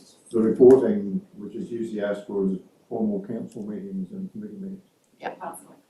Happy with formal council meetings. A substantial number of other meetings and workshops and attendances to private things, so you'd end up with really a long, complicated report. Yeah, no, it would, So it should be for the council meeting. councillors and committees, meetings. yeah. And it's usually something that the press asks for just prior to the next election. Yes, and the ratepayers associations. So I think it should go in if we can put it in this. Yeah, I was just thinking, when you asked the question, staff have got to collate all this. If they haven't already got it in place, it's quite a bit of work. Understand that. So my understanding, Wilma, is that if it is possible to get it done in the time frames required, councillors would prefer it to be included. Yes. We'll advise the chair about that possibility quickly. Yes, thank you. Apart from that, Andrew, I think that I actually enjoyed reading it. I went through it with interest. I saw the repeatability through here, the breakdown. I thought it was presented better. So well done, staff. I looked at the summary, and all the things I saw in the full report were sitting in the summary, clearly outlined and presented. And with the minor change we talked about today, I think we can be quite proud of what we've got and the way it's presented. So. I would reinforce that. It's getting more and more user friendly as time goes by. So thanks, team. So I'm happy to move. Can I just have one question that I would like to have noted or just explained. That was page 52, because I did feel that, well, I thought we understood that we had an insurance receivable outstanding, yet we haven't shown it as in the breakdown of receivables.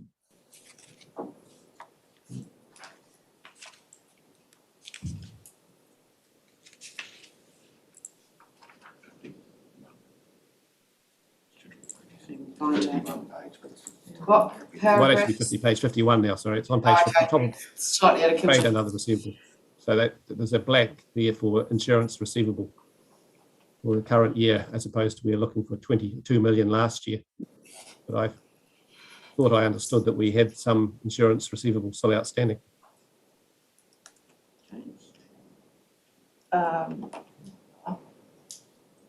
My understanding is that we had and have a discussion with the insurance around some 260,000 that they're not agreeing to at the moment. Oh. And that we have chosen not to enter it as an income or an asset. This is something that Chris was working through with Raymond.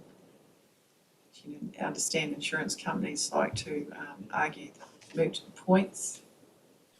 So we've taken the conservative approach and not included it in the published set of accounts. It is still in progress, and we'll keep you updated. We have received most, of the funds we expected to receive from insurance, but there is some disagreement on the detail of our claim. So Chris, where is that would you like to- liability sitting? Chris, would you just? Yes, thank you, Chair. What Tanya says is exactly right. We have had protracted and ongoing discussions with the insurer around some definitions within the insurance policy and what's in and what's out. I think what Tanya has done in excluding it is entirely appropriate. We aren't clear on how this yet may play out, but we are still discussing and still pushing for that remaining insurance payout. So it could come through as a gain in the following year if they pay. That's absolutely right, Councillor Baird. If we do receive that, it will be during this current financial year, and we'll show it in the current financial year results. But in effect, Chris, that means it's a contingent asset at the moment, because we recognise the expenditure. We just don't know whether we can book a receivable. That's right. Thanks. So we can move to, because we have a motion partly on the table. Thank you, Bruce. That's those three parts of the recommendation. All those in favour, please say aye. Aye. Against, carried. Thank you. Apologies for that taking a circuitous route to its conclusion, but I hope you feel that you've had your questions answered, or at least been able to air your concerns. However, we do need to move swiftly on, please. So please make sure we've got a question rather than a statement, if you can. Item 5, sensitive expenditure policy. Chris, welcome properly. Thank you, Chair. Good morning, councillors. You have in front of you two policies, proposed policies, draft policies that are linked.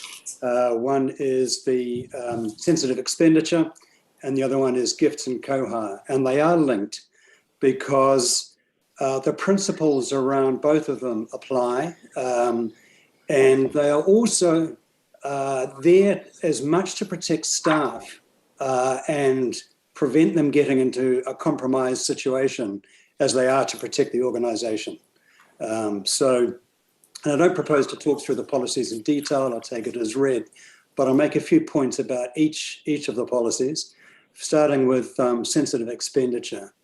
And I think the definition up front really says it all. It's about any spending by council that could be seen to be giving a private benefit to staff, additional to the business benefit. And I think the underlying principle around both of these is perception of the public, perception of the media around expenditure.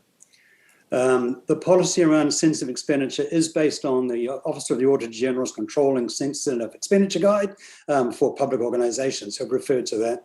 There's also been referral to other councils and their policies around sensitive expenditure.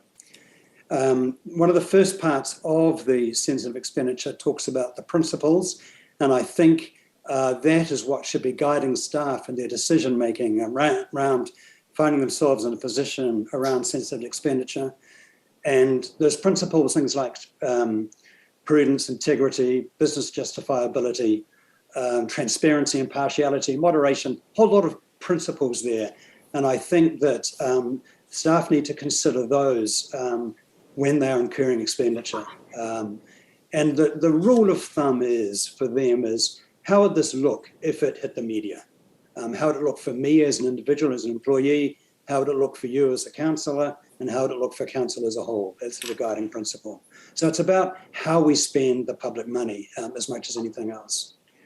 The policy covers credit card use, and it links back to a number of other policies around credit card use, travelling expenditure, both domestic and international. And it gives specific guidance in each of those areas as a guide to staff around accommodation, buying alcohol while they're out and about, and so on. So it tries to be specific in certain areas, but the broad principles apply across. And each of those specific sections in this policy refer back as relevant to those particular principles that underlie this policy. So that's the expenditure. I'll take any comments on the sensitive expenditure policy, perhaps, before I move on to the gifts and koha policy. Questions, folks? Councillor McCallum? Yeah, just a couple of things, if I may. The airpoints one and 5.3a. My question really is, can you actually do that? Yeah, I know. This is a difficult area, Councillor McCallum, the airpoints in use. My understanding is, and I may be wrong, is that if you're talking about the ability of the organisation to use the airpoints incurred through business travel for further business travel rather than for the benefit of the individual. Is that what you're referring to, Councillor McCallum?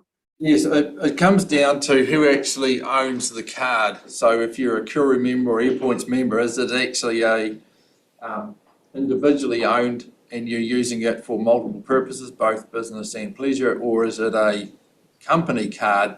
And I can understand that from that point of view, but it's always been an area that has, as you say, is area of difficulty to actually exercise. So I just wonder, it's sitting in there, but I'm not too sure. And part of my other couple of questions is really, can you actually achieve it? Yeah. I hear what you're saying, and it has, wherever I've worked in other organisations, this has been a thorny issue of how we separate those out. And where a Koro card membership is used for both private and business use, then it becomes largely impracticable to separate that out and then claim those points. So, I mean, I can look at the wording around that and say, put in something like where practicable, but it is difficult to separate those points out without a lot of work behind the scenes by people, and becomes a bit of an industry trying to extricate that. I understand that. My next question really is around 5.5c, and it's council's use of personal assets. if I understand this part of it, we would need to keep a register so there's clarity on both sides of what assets are being used or where they are. And I think specifically around council assets at home while people are working under COVID. So I'm just trying to get a better understanding of how do you actually do that?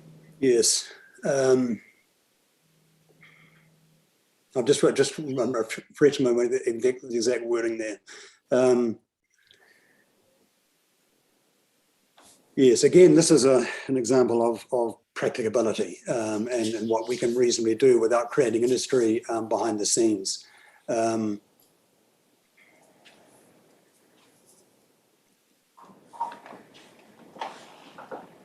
I'll look at that and look at the rewording of that.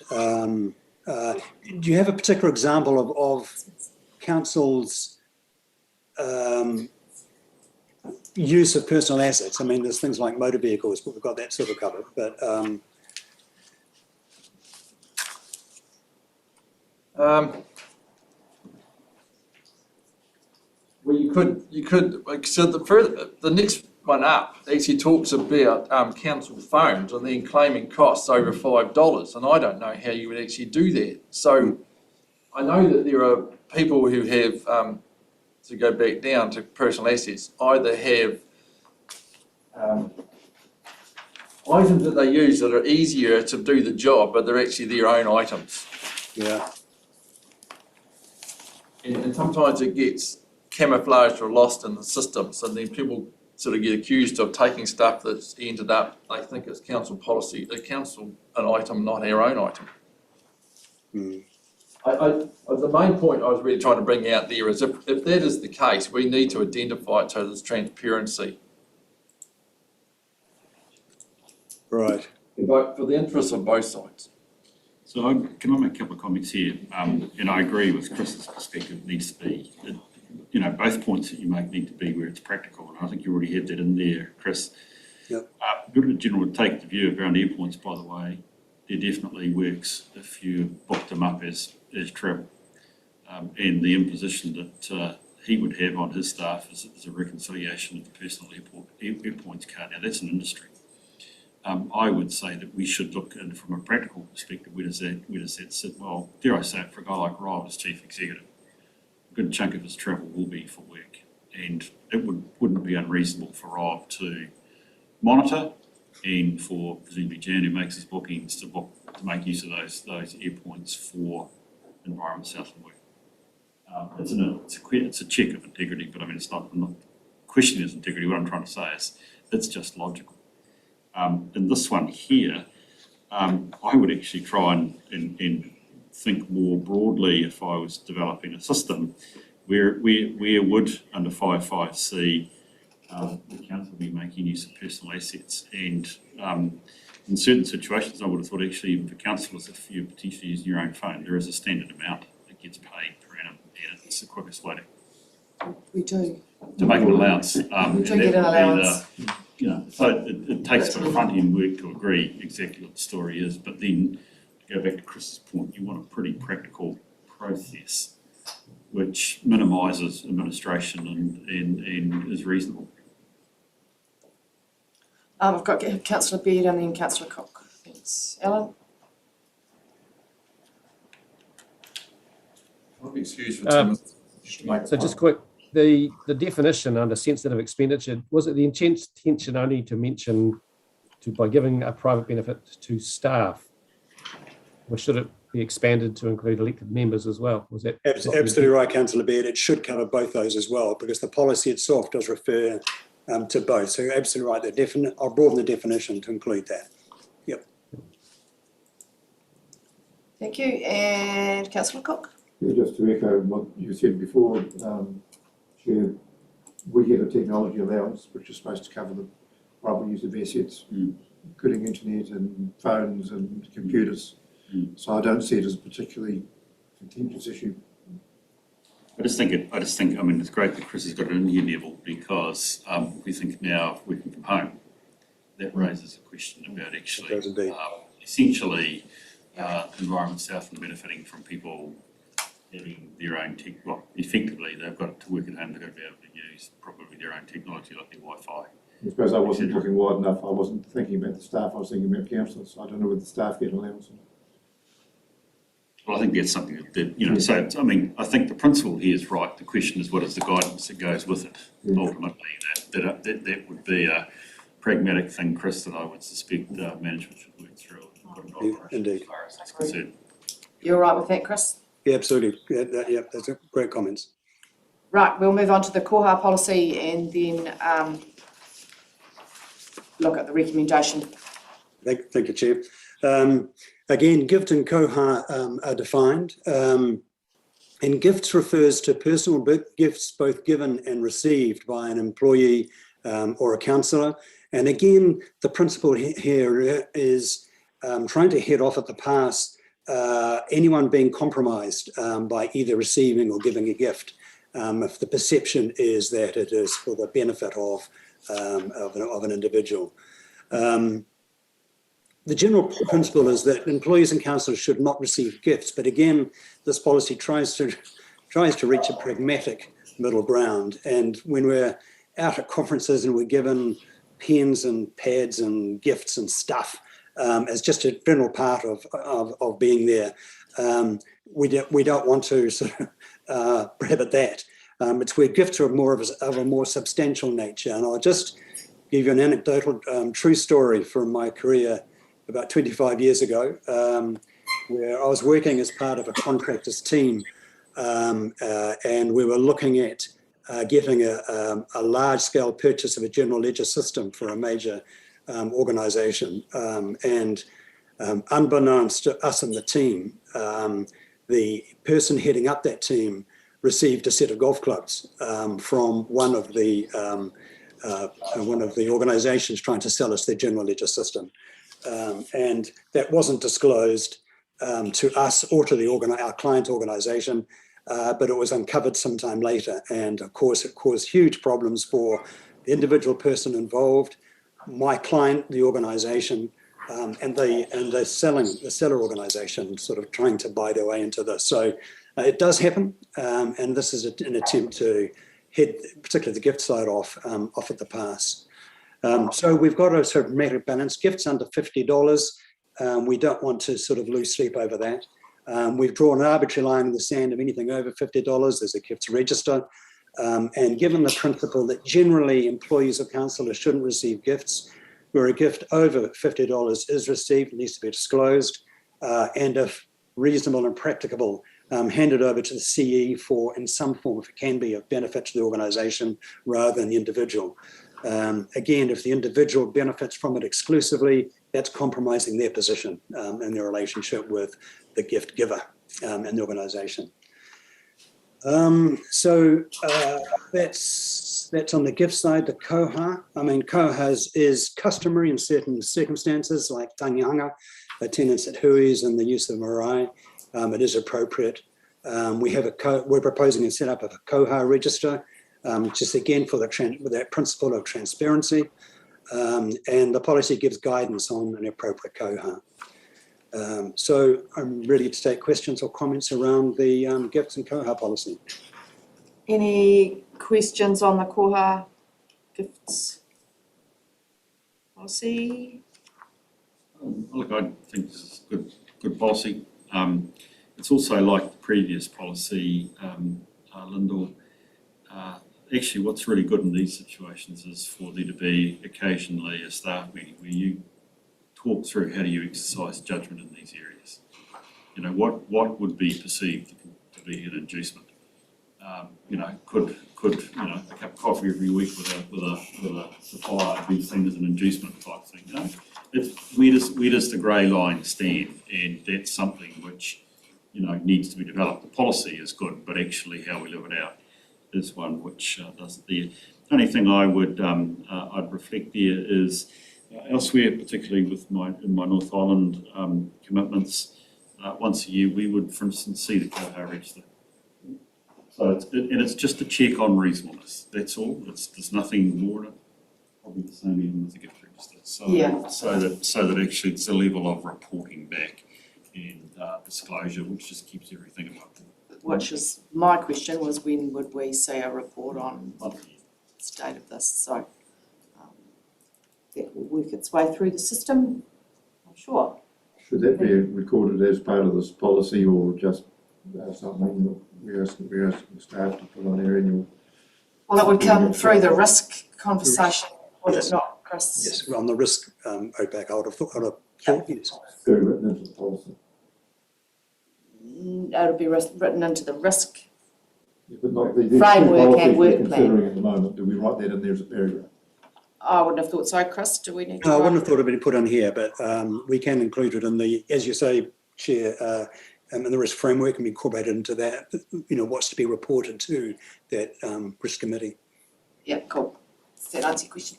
Yeah, I just didn't think it should be written into the policies No. as such. Thank you. Right, I so move we've, the adoption of the with those amendments, are we comfortable with leaving those amendments to Chris? Second that. Thank you, councillor Cook and Mr Robertson. All those in favour, please say aye. Aye. Given that councillor McCallum's out of the room, 2, 3, 4. That's enough, isn't it? 4. for this committee. Yeah, yeah. Shortly. Okay. Councillor said he's just gone for a phone call, so Councillor Beard is here as well, of course. Yes, yeah, so counting, that's More than plenty, yeah. Thank you, right, moving on. All those in favour, please say aye. Aye. Just in case. Against? And included. Yes, yes it did, yeah. Thank you, councillors. Thanks very much, Chris. Item 6. Thank you, Chair. We'll move along quickly. These are Please. 6 monthly report from Civic Financial Services. We've read the document. The financials are on track. We had a presentation, Chris and I met their outgoing GM and their new GM, or CE, by Zoom recently, just for a catch up and to talk about the benefits of Civic Financial Services to our staff. It is a very prudently managed fund. I think we're talking 2.6 billion, so significant money under management, and our staff have $6.4 million between the KiwiSaver and the superannuation invested with Civic. We have a total of 106 members if we count KiwiSaver and superannuation. They are moving more and more to be a super fund as they move out of risk pool and other risk assets as that whole market has changed.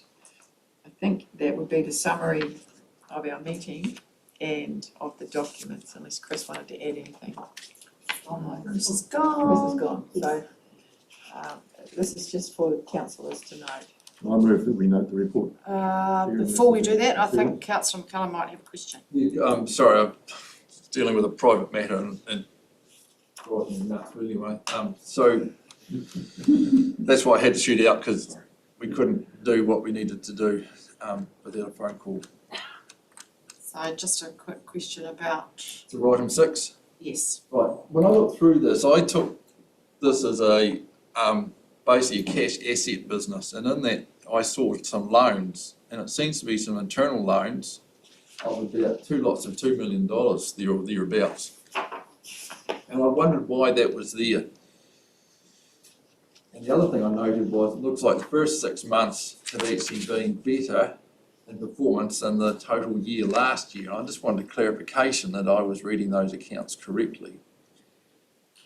Lloyd, I can't answer that unless you can answer the loan thing, but I've looked at note 7 on page 86. Yep. So what they've obviously done is you need to see that loan as an investment because they've loaned it to Risk Pool, okay, which is a company they have managed. It's not actually them. Risk Pool is actually all of us. And Risk Pool is in closed down mode, as I understand it. And they've obviously invested this money, if I can call it that way, with Risk Pool, as it says here in terms of its cash flow. risk pool's means of payment is probably through the few premiums that it still gets. Or if it had to, it would be a call on the members, and it's probably most local government.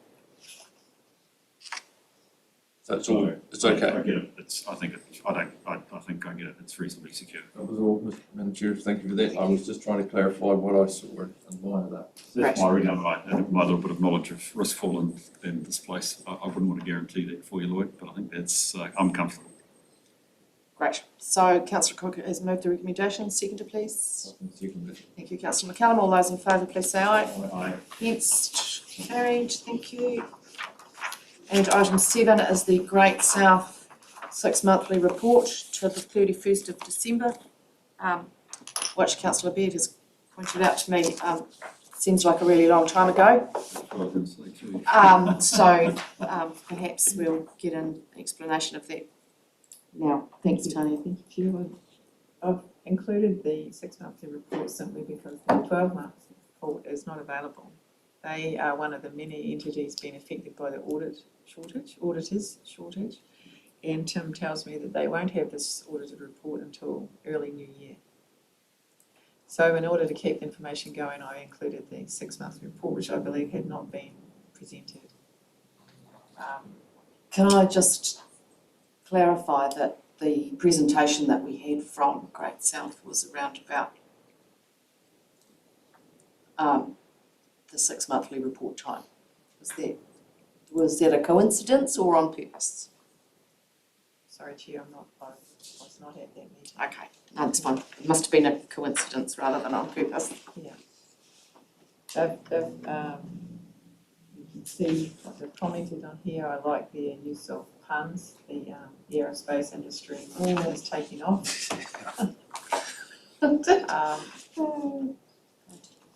From the reading of the report all as well, and they're very busy people working on particularly very large projects that could potentially benefit Southland substantially. So the milk, oat milk, green hydrogen, etc., amongst many others, and the data grid one, I see that they're actively working on securing locations. All good news. Any questions? Thank you, Councillor McCallum. I've got a full report from last year, and this is the supplement to the 6-month report. The Mural Forum is now working through a process of state of intentions, is that right? And backs and forwards through a process, and Great South have said that they want to be more proactive in those discussions to get to the right outcomes. This is quite a busy area as they move forward. There is a lot of stuff happening in the background, and they're trying their best to, with the enthusiasm of tourism disappearing, working through supporting the community. So I think there's a lot happening. If we trust the process is doing and fleshing out the right things. So I think, looking at this report, I think it's a good update of where they're at, but I just want to give you an indication there's a lot happening going forward. So you'll see this change in the near future as they affected by the challenges that face the region, and they are addressing those. Thanks. Sorry, Tony, when did you say they might expect the audited report? I believe it is unlikely before the new year, Right. which seems long to me, but there are other entities out there with equally difficult audit timeframes. I look forward to seeing that in its glorious technicolor detail. Someone would like to move that? Yes, thank you, Councillor Cook. Seconded, Councillor McPhail. All those in favour, please say aye. Aye. Against? Carried. Thank you very much. And item 8 is the annual activity plan.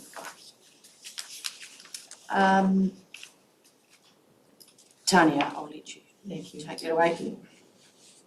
So we're moving, this is a rolling activity plan. As you can see, we've already had July, August, September.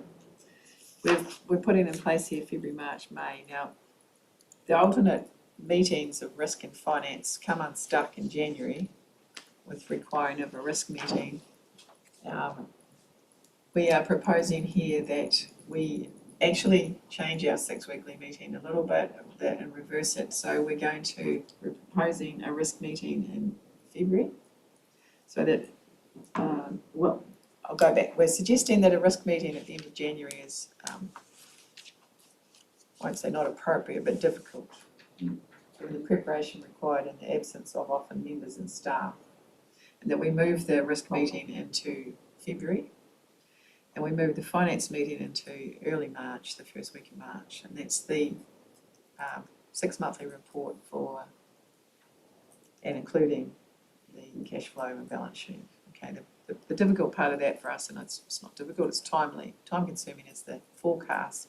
We will want to put some effort into that forecast, and again, we need our staff to be holidayed and rested and back at work. So no excuse, just trying to be pragmatic.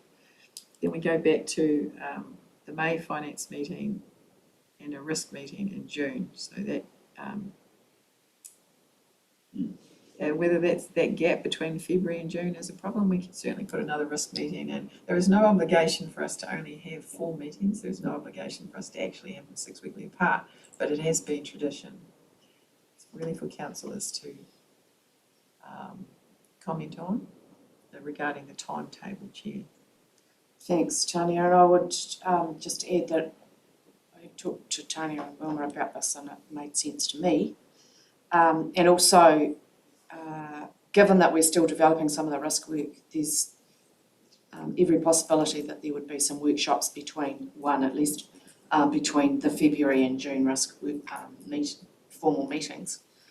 So I don't think, it looks like a long way away in the calendar, but actually I think we would be having some fairly crucial risk workshops in between those times as well. So, Councillor Beard, I noted that you were concerned about Debtors review. the aged debtors, but the copy I've got in front of me, there are two opportunities to discuss that, not one. So, One would be again in the next August. Yeah. so I think I'd like to, under each finance meeting, we have a debtors report. And certainly we should have one with being very pertinent with the review of debtors after the annual report, as in this meeting. It should be, we should see where the state of debtors are, where the concerns lie. And if we look at our reports, we're slipping. According to the document we looked at earlier, its collection days are out to 49. 2020 it was 41, and in the 2019 report we took 30 days collections. So it's a worry to me that the number's growing and collection days are expanding. Bruce, I'm interested in your thoughts on this, please. Yeah, look, I think traditionally I wouldn't have seen debt initially as our biggest risk, but Alan's point's well made. If we're going out, we need to have a discussion. When I say we need to have a discussion, it would be useful to understand why. And actually, and often with debtors, it's a case of focus and resource. And if that's going by the by or something's changed, useful to have that discussion. So I think I'd want to start with that. So in that sense, I agree with Alan that we cash in somebody else's pocket is not cash in our bank. And, we've seen a couple of big drawdowns for us from our reserves for cash flow. So it's a good point that he makes, but I'd like the systems question asked first, given the good analysis that Alan's done around the extending out of the debtor days. Comment? I'd like to comment on the 2 items, and perhaps would be helpful if they were closer together in this list. We have one that has data review dated for March, and then we have the aged debtors report. So Councillor Beard is asking an aged debtor report go from twice a year to 4 times a year. And if that's the desire of the committee, that is okay. And that it's a high level aged debtors report. Mm. The debtors review is in March for the reason that it's post the receipt of the rates in December. Mm. So I've pegged that as being a time that we can do some real analysis on the rates, which is the more significant part of our debtors. And at that level, we go down to report. We could be reporting trends, rates, year on rates, etc. I'd like to answer the question about the aged debtors expanding. I personally would suggest that it's not inherent BAU issue. We were outstanding some $2 million for some months for Kanoa at balance date. In fact, 3 payments from our MB partners. And that's a significant number over a significant period, and I hope that that's the answer, Alan, and we will look forward to recalculating the new numbers. I'd be happy to. I mean, I'm just taking your numbers as you've prepared them in the report, and say 49 days, 41, 30. It's a trend, definitely in the wrong direction. But if it's explainable with the government not paying, they should pay in time. So, Chair, shall we put a tick for aged debtors, high level aged debtors each finance meeting? Yes, but high level. We will move these things to be closer together. I know. Yeah. I'll add that point that I just looked at debtors review and was thinking an aged debtors report, and then I see where you've put an aged debtors report further down. But I think that for my purposes, it's the same conversation, but maybe you are thinking it's 2 conversations. Well, and it's part of the risk conversation as well, so yeah. It all makes sense to me. Can I ask councillors to amend their schedule that we have an item here that under CapEx there's one said annual plan. That will be the draft annual plan coming to this committee. So we need to add the word draft. Approximate date there, and the word final annual report can be deleted because the final annual report won't come back here and will be recommended to the council. Yeah. Great. Everybody comfortable with those timing changes and that little addition of an aged debtor? Yes, and I'll move Thank you, the Bruce. appropriate motion. Thank you, and seconded Councillor McPhail. All those in favour, please say aye. Aye. Against? Carried. That takes us to the end of the public session. And in the interests of everybody's sanity, and the fact that I have to be somewhere else by 12:30, I will declare the meeting adjourned while you grab a cup of tea, and we will move into public excluded before we break, so that you can carry on in public excluded after the break. Does that make sense? Right, so Councillor McCallum is going to move, we move into public excluded for these reasons. And they are to carry on without prejudice or disadvantage negotiations, including commercial and industrial negotiations, to prevent the disclosure or use of official information for improper gain or advantage, and to enable any local authority holding information to carry out without prejudice or disadvantage commercial activities. I'll second the motion. Thank you. All those in favour, please say aye. Aye. Against? Carried. Thank you. So we will go offline.